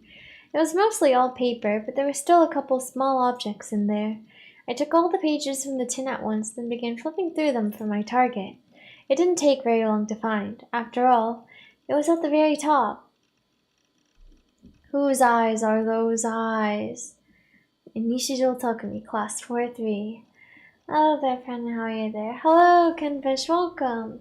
I'm doing well, thank you for asking. The essay paper had faded in color. The handwriting, not even a mother could call it good. I mean, it looks pretty nice here in English. Could this essay be hiding some kind of important secret? Something Shogun was particularly exploiting? No ghetto froggy inside, I know, right? Something that had to do with why the homeless man had referred to me as the most special. With a gulp, I began to read it one word at a time, being careful not to overlook anything. Whose eyes are those eyes? Somome, dare no me. Nishijo Takumi, class 4-3. I dream a lot. In my dreams, older me visits me in a time machine. He doesn't look like me at all. His time machine has a lot of buttons. I think if you push on a shower or some shampoo or something comes out. I asked older me how it works, and he said you could go see dinosaurs or even go back to when cavemen were around. He asked me what I'm bad at in school, and I said I'm bad at math. He told me there was a switch that would make me really good at math. I tried to push it once, but he got mad. He said I had to work hard and get better by myself. That was the only time he got mad at me. After he stopped being mad, he was super nice, so I was extra happy. He told me about the girl I was gonna marry. That's a secret. I asked him about God. He told me God is real. I think he's real too. My mom said God is always watching, and he'll make you go to hell if you do bad things. So I can absolutely never do bad things. I have to be nice to my little sister too. Mom told me God doesn't watch you do bad things, but that it's a scary man instead. Which one is mom? The scary man is the whose eyes are those eyes monster. He makes you go to hell if he sees you. God's eyes and whose eyes are those eyes are in the sky, the ceiling, the walls. And there's a lot of them in my school, and they're watching me, no matter what. So I think I have to do a lot of good things, like studying and other stuff because of that. It's embarrassing though, because they watch me even when I do things like go to the toilet or take a bath. Also, ever since I was little, I could close my eyes and dream sometimes, even though I wasn't sleeping. It was like the inside of my head was like a video game or a manga. But when I do that, the whose eyes are those eyes monster comes out, so I don't want to do that. I asked my mom and she told me not to do it. But while I'm writing this essay, I asked older me in my dreams to tell me more about the time machine, but he said I knew everything. He wouldn't tell me more stuff because I'm just a kid. So from now on, I want to do lots of good things so I can beat whose eyes are those eyes. The end. Huh. Interesting. なんだかよくわからないな。 Is that a Steins Gate reference? This would have been around the time when I'd first started feeling God's gaze. Maybe I was going through some sort of phase back then? Either way, trying to understand anything from this extremely cryptic essay was beyond impossible. I felt like it'd be easier to decipher a bunch of hieroglyphs than it would be trying to figure out what the hell I'd been talking about. As I thought that, I noticed that something was scribbled on the back of the page. Come to think of it, hadn't I loved doodling back then? Oh gosh. Yeah, like in my social studies textbooks, the pictures of historic figures would always have mustaches or glasses drawn on them. And my notebooks would always have flipbook-esque animations drawn in the corners. I feel like his drawing is going to be scary. Back then, I'd started enjoying drawing more and more, to the point where I'd even got my parents to buy me a sketchbook. Although, to clarify, it wasn't like my drawings were anything to write home about. Okay. Immersing myself in nostalgia, I turned the essay over to check out what I'd scribbled on it. Okay. Okay.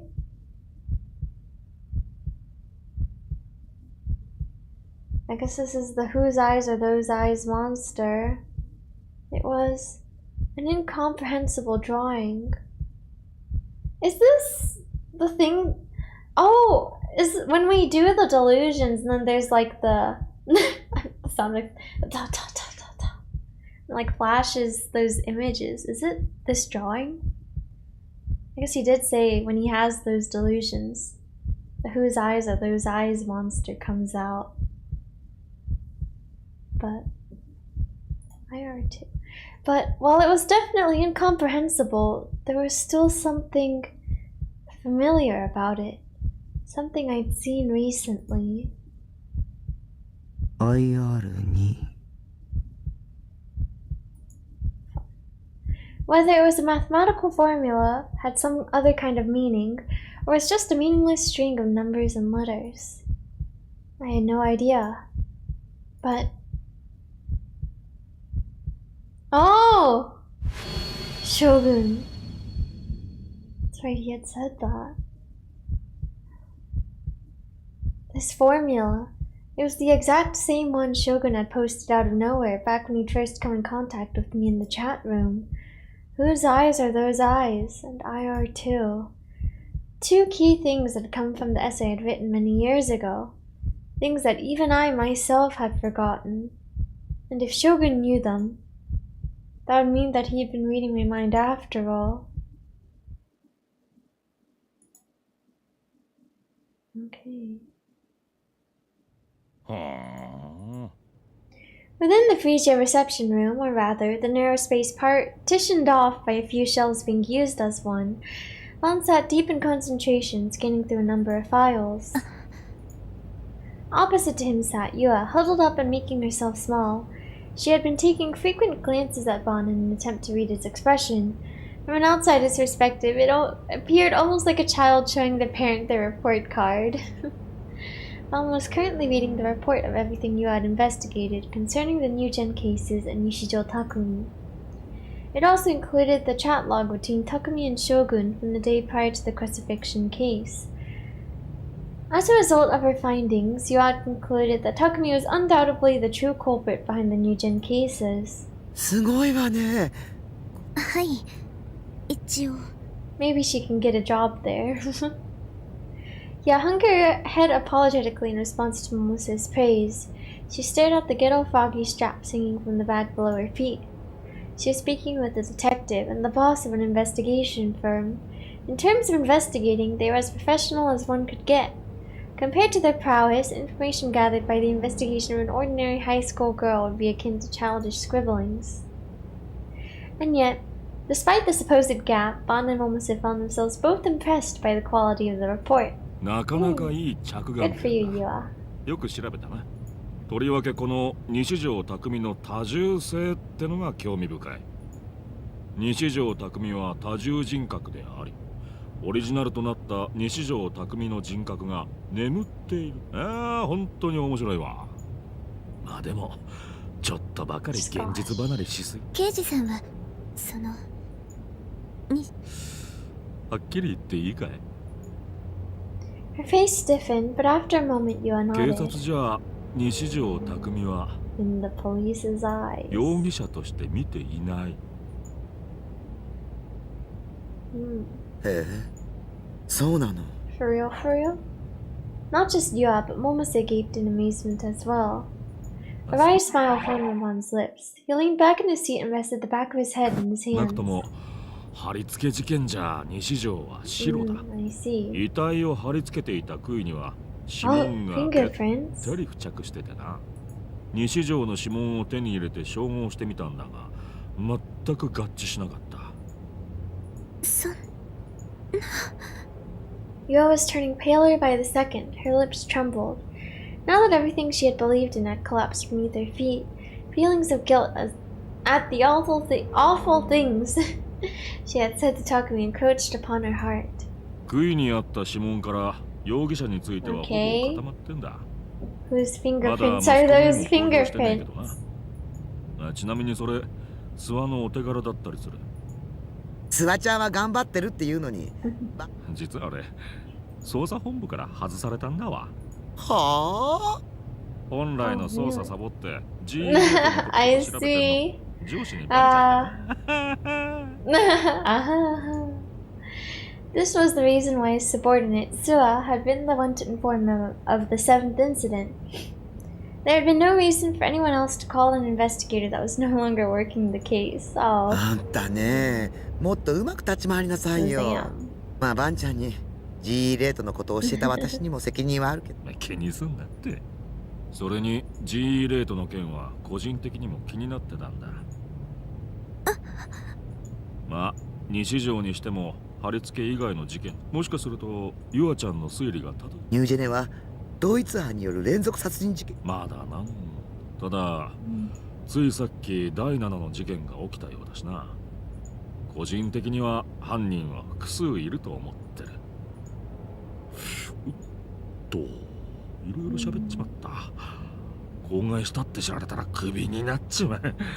今のはオフレコな。Bon playfully placed his forefinger on his lip. で、本題なんだが。Having thought that the report had been the reason she had been summoned, Yua tilted her head in puzzlement. 聞きたいことってのは、ユアちゃんは青井瀬名って知ってるかい？ Is she the suspect? 君の同級生のはずなんだが。After pondering for a moment, Yua shook her head apologetically. 名前は聞いたことがあるような気がし。ああ、そうか。その人が。ああ、全くの別件だ。That's right. He saw the footage of her with the sword and like disappearing. I guess he couldn't see the sword, but. あんたさっき女子高生の生態がどうとかって。Almost ever perplexed, received a wink and a grin from Bon before he turned back toward Yua. 例えば学校で。いえ、ありません。さっぱり話が見えないわね。何のこと？例えば何もない空間から剣を取り出すような手品とか。Oh? Yua's head snapped upward. Her expression was one of blatant astonishment. どうしてそれ？ Despite being the one to ask the question, Bon also had a look of surprise on his face. 心当たりがあるのか？You hesitated, then after a moment nodded resolutely. どこで見た？駅の近くの地下道です。西条くんと岸本さんが。フェスだ。Oh, she saw? それでYua briefly recounted her dramatic pursuit from around 2 weeks prior. How she had gone to a manga cafe to meet Nishijo Takumi. She had been a little forceful when talking to him, causing him to flee. Alright. How she had frantically chased him around Shibuya. How he had then managed to evade her, and how right when she was about to give up, she had stumbled upon Takumi and Aisa entering the underpass. But I guess, does this mean she is also a bibliomaniac? 二人の様子。二人は階段の一番下で。She could see the sword. どんな、そしたら、岸本さんが剣を何もないところから取り出したんです。すごく大きな剣で。まさか。俺が見たのと同じだ。俺が見たのは岸本じゃなかった。さっき名前を出した青井瀬名っていう少女だ。実は葵が剣を振り回してたっていう目撃証言が渋谷のあちこちから出てる。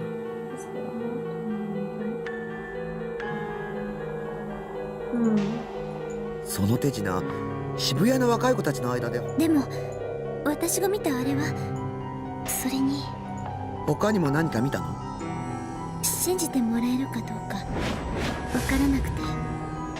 Did you also see like the double ayase? 岸本さんは剣を出しただけじゃなくて、 Yo's words faltered and she slowly licked her lips. She looked lost on whether or not she should continue. Her eyes darted around the room. But eventually she steeled her resolve and fixed her gaze upon Ban. 二人に分身したんです。まるで本当にその場に二人いるみたいでした。私、わけがわからなくて。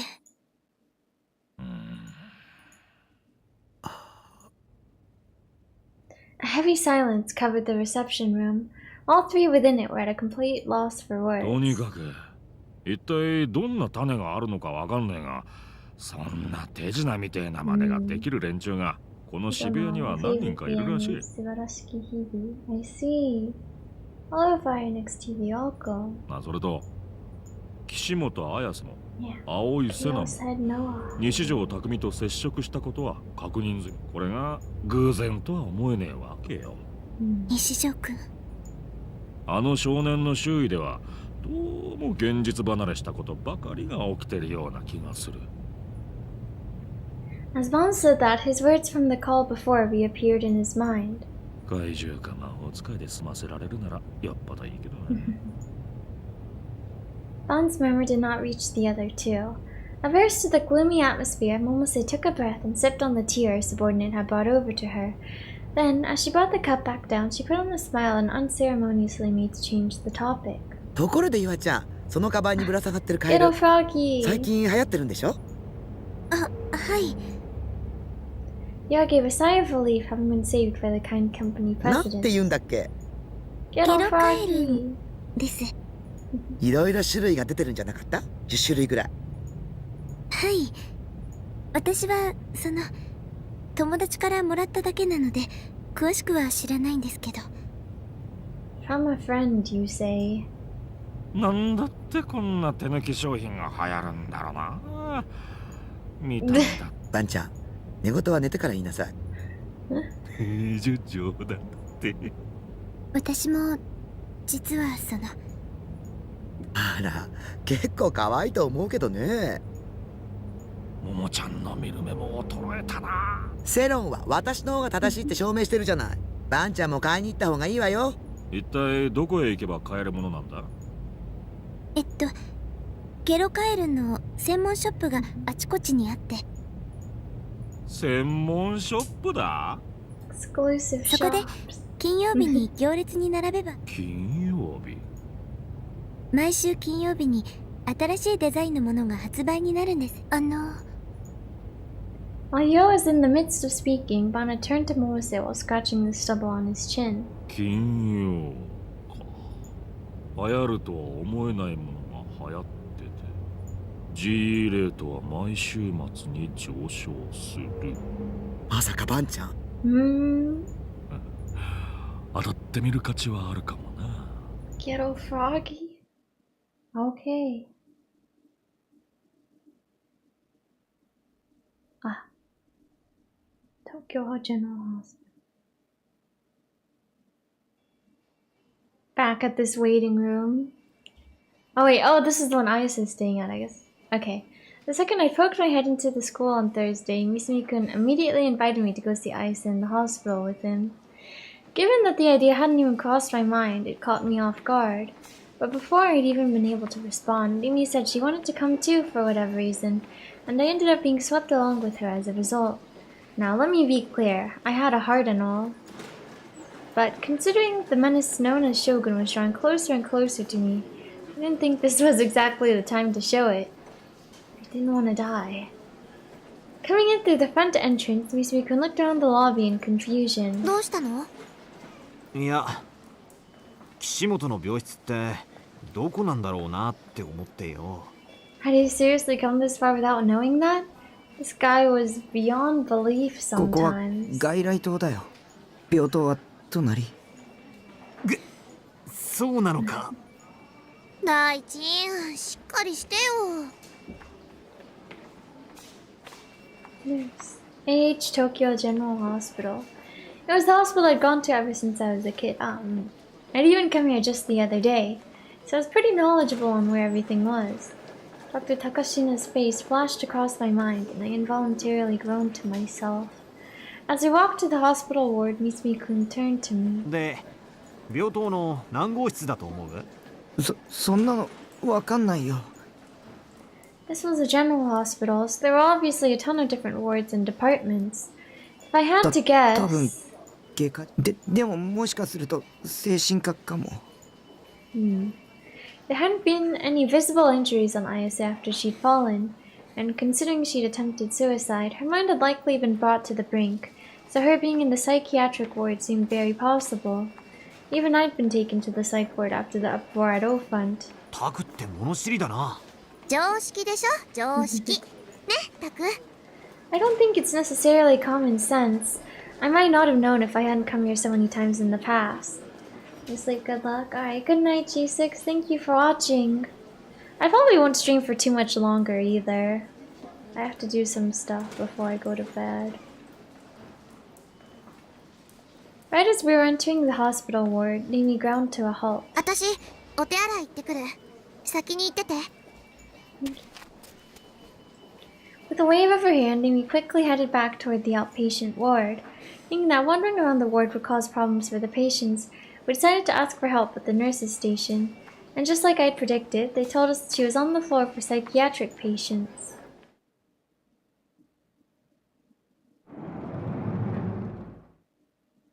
Sword. Is she here? Or not? The hospital room had an area of around 10 square meters. Also, yeah, when Nima was talking about like visiting someone at the hospital, I was thinking of Isaac, but I guess it was actually Shogun. But, okay. There was a toilet to the right of the entrance, and there was a bed near the back. The setting sun shone through the window on the other side of the room. Ayase wasn't in the bed. Based on how the sheets were a little messed up, it looked like she had been there until very recently. どこ行ったんだ？さあ。The window was open. Wind blew against the white curtains, sending them fluttering in the breeze. For some odd reason, it had caught my eye ever since I'd come into the room. It felt like a negative delusion could start at any second. One where Ayase jumped from the rooftop and fell past that window. One where, if I looked down, I'd find her sprawled on the ground, covered in blood and with gray matter scattered everywhere. I had to check. I couldn't bear the burning curiosity. As if possessed, my shaky legs moved step by step toward the window. Ooh. I stood right by it. The sky was dyed in evening glow. It was a crisp fall evening. What might have been below? The very picture of hell itself? Will we see a door? Or will there just be nothing? Or will we see her body? With a gulp, I ever so slowly peeked out the window and down toward the ground. Okay. There's nothing out of the ordinary. Okay. I couldn't see Ayase's corpse anywhere.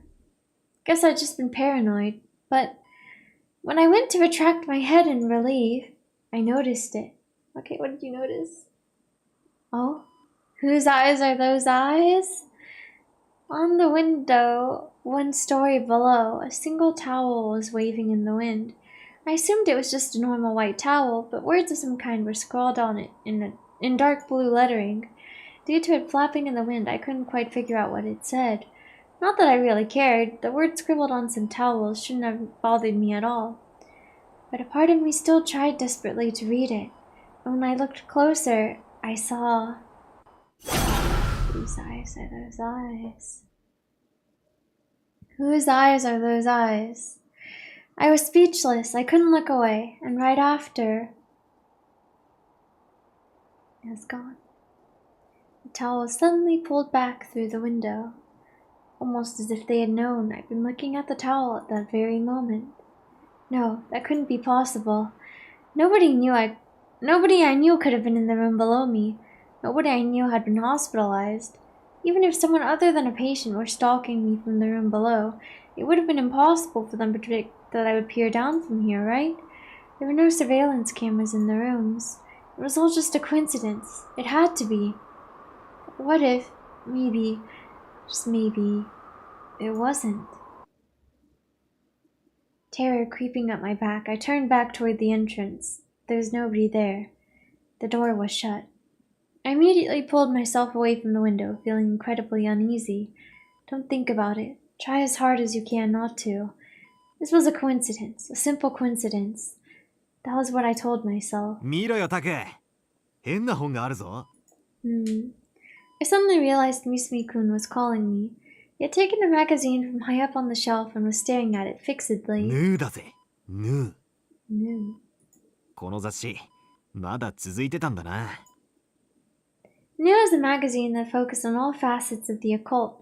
UFOs, aliens, ESP, religion, urban legends, mysterious phenomena, super ancient civilizations, OP arts, etc.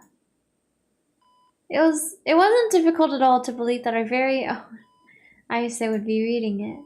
こっちの文庫本は、何々 Gladiol Book of Songs グ and ラジオル Revelation. 記目視録詩編 I wasn't Fantasy familiar 小説っ with ぽ that いな。 specific book, but the term gladiol did ring a bell.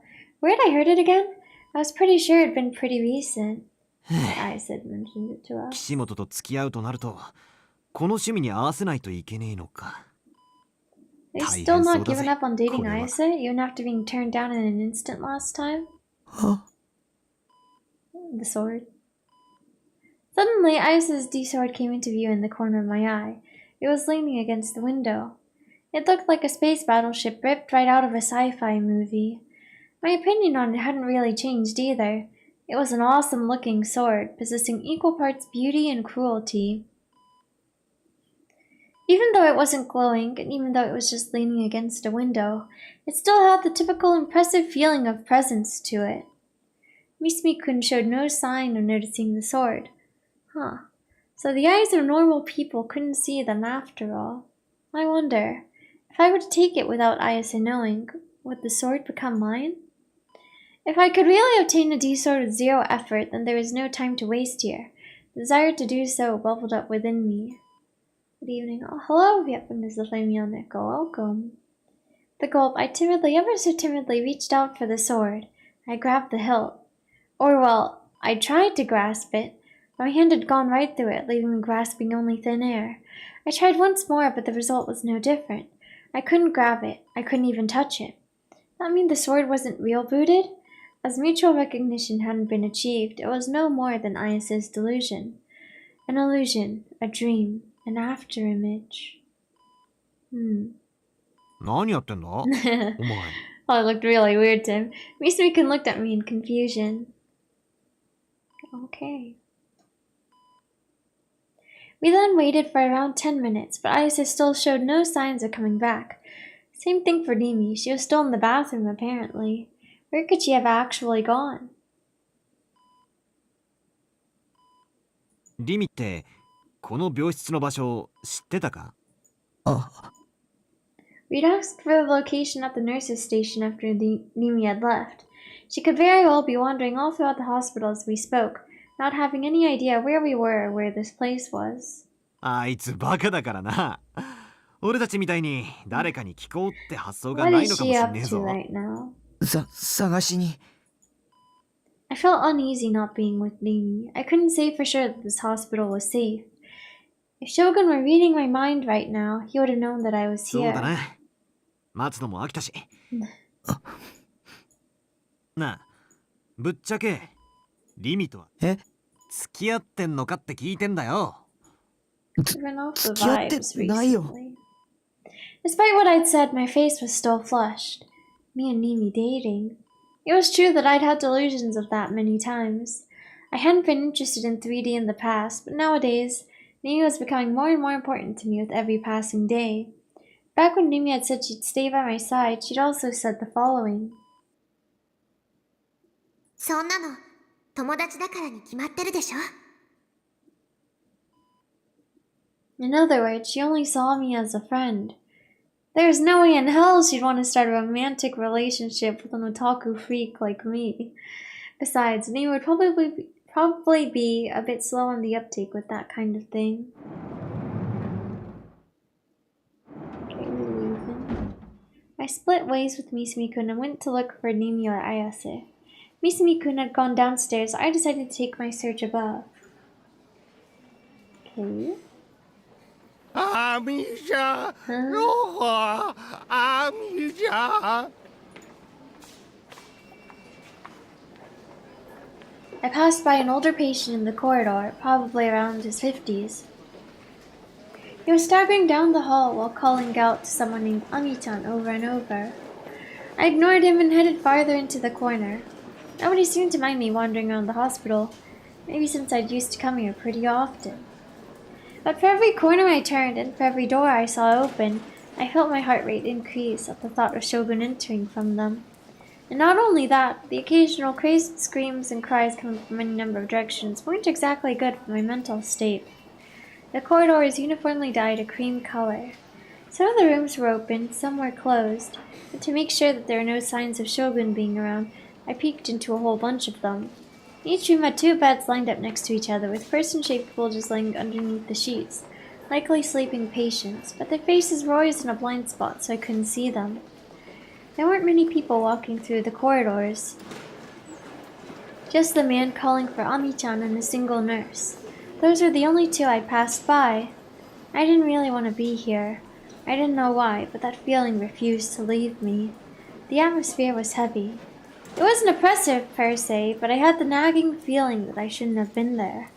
A little farther in front of me, the corridor made a 90-degree turn to the right. Did the hospital rooms continue through there? I wondered. As I pondered that, I cautiously turned the corner. Okay. Okay. And I was immediately met with a wall. Okay. I see. Scary. It's in the middle of my path, in vast contrast to the entirely cream-colored hospital that was covered in black paint from top to bottom. A complete dead end. Stop zooming in! I don't like that. For some reason I didn't know, my pulse quickened. I couldn't move even a single step from where I stood. Stop. My vision wobbled and shook. Thinking it was vertigo, I tried to close my eyes and massage my eyelids with my fingertips, only to feel my eyeballs twitching beneath them. A chill as cold as ice crawled up from my feet. I stood dead in my tracks, forgetting how to even breathe, staring at the black in front of me. It felt as if it would suck me in, as if it would swallow me whole. A deep, never-ending darkness. Even though there shouldn't have been anyone there, it felt like someone was watching me. God's gaze pierced into the nape of my neck. Its presence was on a completely different level compared to how it would be at my base. Oh my gosh, it keeps going. Don't look! Okay.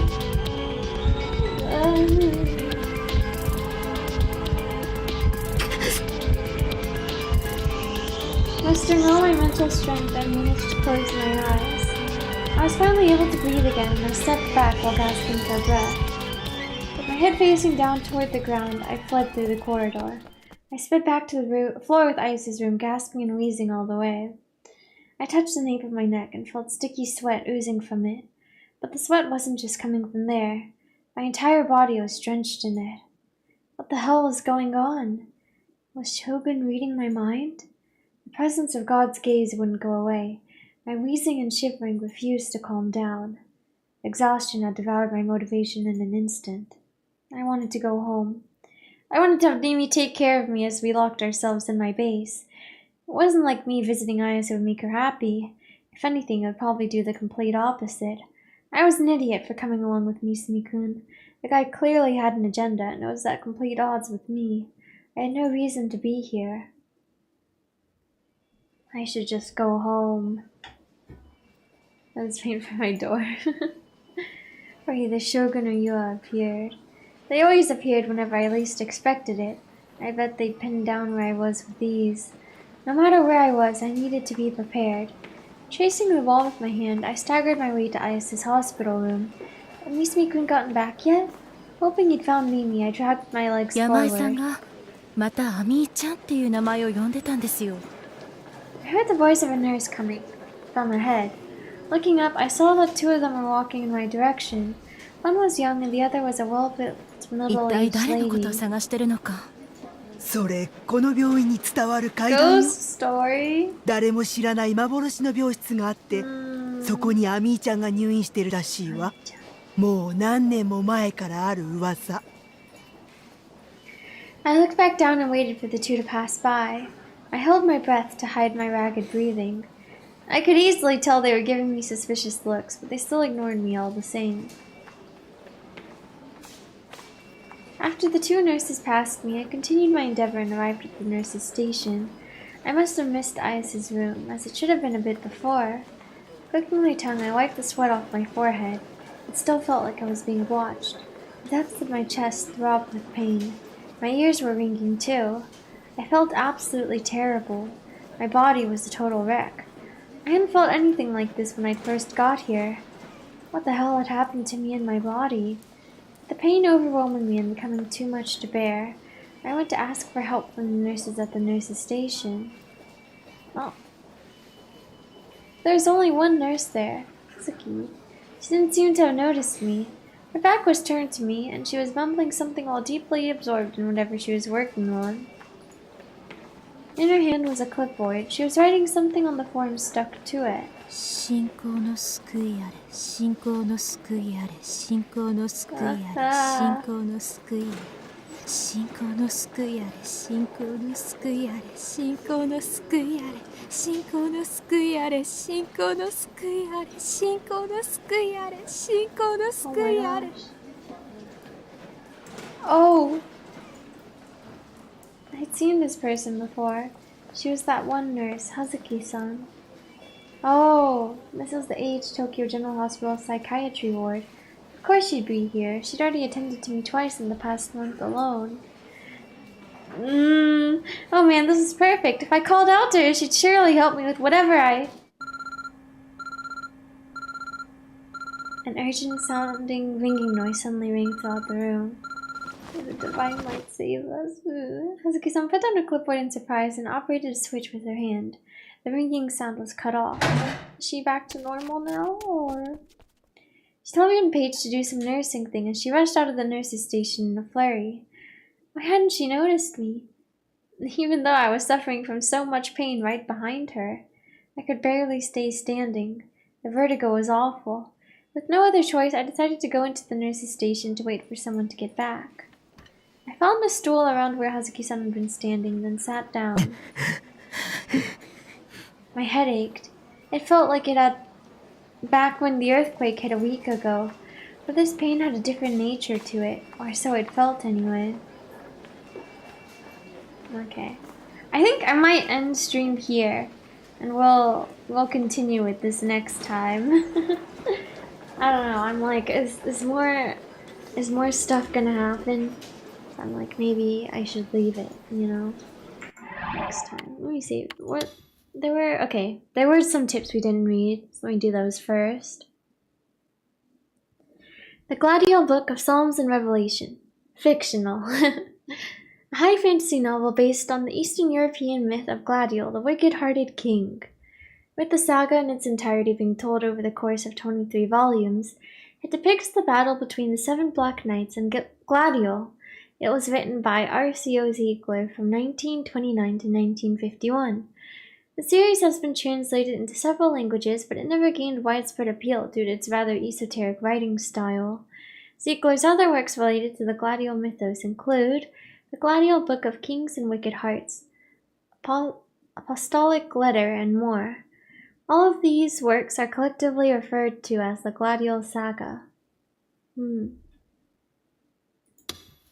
ASCII art. A picture drawn on an online form using only the characters and symbols included in the ASCII character set, also known as text-based art. Alright, and let's save.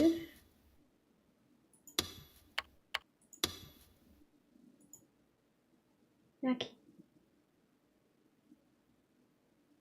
Man, 3 of these are kind of involving Hazuki-san. Okay. Return to title menu. Yes. Okay. How are we doing on our percentages? 44%. Wow. Thanks for watching. Alright, yeah. I gotta go do some things. And I guess I'll go to sleep. But have a great evening. Thank you, I will. Let me end the poll also. So I ended with noodles 40%, bread 30%, rice 30%. Wow. All pretty close, but noodles came out the victor in the end. Suki-san made the divine light save you, saving the game. Yeah. Save. Man. Oh, but alright. Hopefully we'll learn more about what's happening next time. Which is on Sunday, I believe. Yeah. But yeah, alright. I hope you all have a good rest of your evening, day/night. Thank you for watching. Bye bye. See you. Good night. Bye bye.